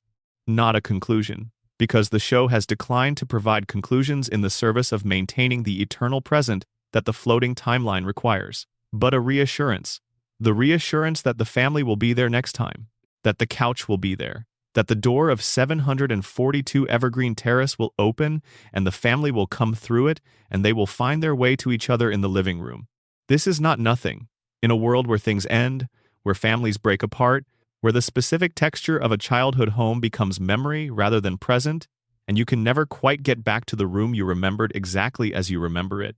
The show's insistence that the family on the couch will always be there when you return to it is a form of comfort that is both childish and profound. It is childish because it is the comfort of something that will not change, that cannot change, that has been specifically engineered not to change, because change would mean loss. And loss is the thing the show has been protecting against for 36 years. It is the comfort of the child who wants the story to be the same every time, because the sameness is the safety. It is profound because the comfort is real, and the need for it is real, and the thing that provides it, the couch and the family and the show that keeps returning to both, is genuinely providing something. Something about permanence, about the specific grace of things that stay. Something about home as the place that holds you when the rest of the world has required you to be too many different things for too many different people, and you need somewhere to simply exist without performing any version of yourself, except the one that was formed in this specific room with these specific people. The couch is home, the family is home, the show is home, and it will be there when you come back to it. It always is. That is the promise the couch gag makes at the beginning of every episode. And the show, every episode, every season, every 36 years of Sunday nights has kept it. The family lands on the couch, together, every time. You can count on it, and that, when you have spent 4 hours going deeper into what the show actually is and what it has actually been doing and what the yellow skin means and what is in the crayon and what Marge carries and what Bart needs and what Lisa knows and what Burns is and what Ned is surviving, after all of that, the knowledge that the family will be on the couch at the beginning of next week's episode, exactly as they were last week and the week before and the week before that, going back to 1989, is the most comforting thing the show has ever given you. Simple, consistent, there. Good night, Springfield. Good night. Final end. Thank you. A note on Springfield's animals and what they quietly confirm. The animals of Springfield have received less attention than they deserve in the analysis of what the town's environmental conditions have produced. The fish with 3 eyes is the most famous example, and the most discussed, because it was used as direct plot evidence of the power plant's effect on the surrounding ecosystem. But the animals of Springfield extend beyond Blinky, and the pattern they form, when you look at them together, is consistent with the pattern the radiation theory predicts. Santa's little helper, the Simpson family greyhound, displays the same distinctive visual characteristics as his human owners.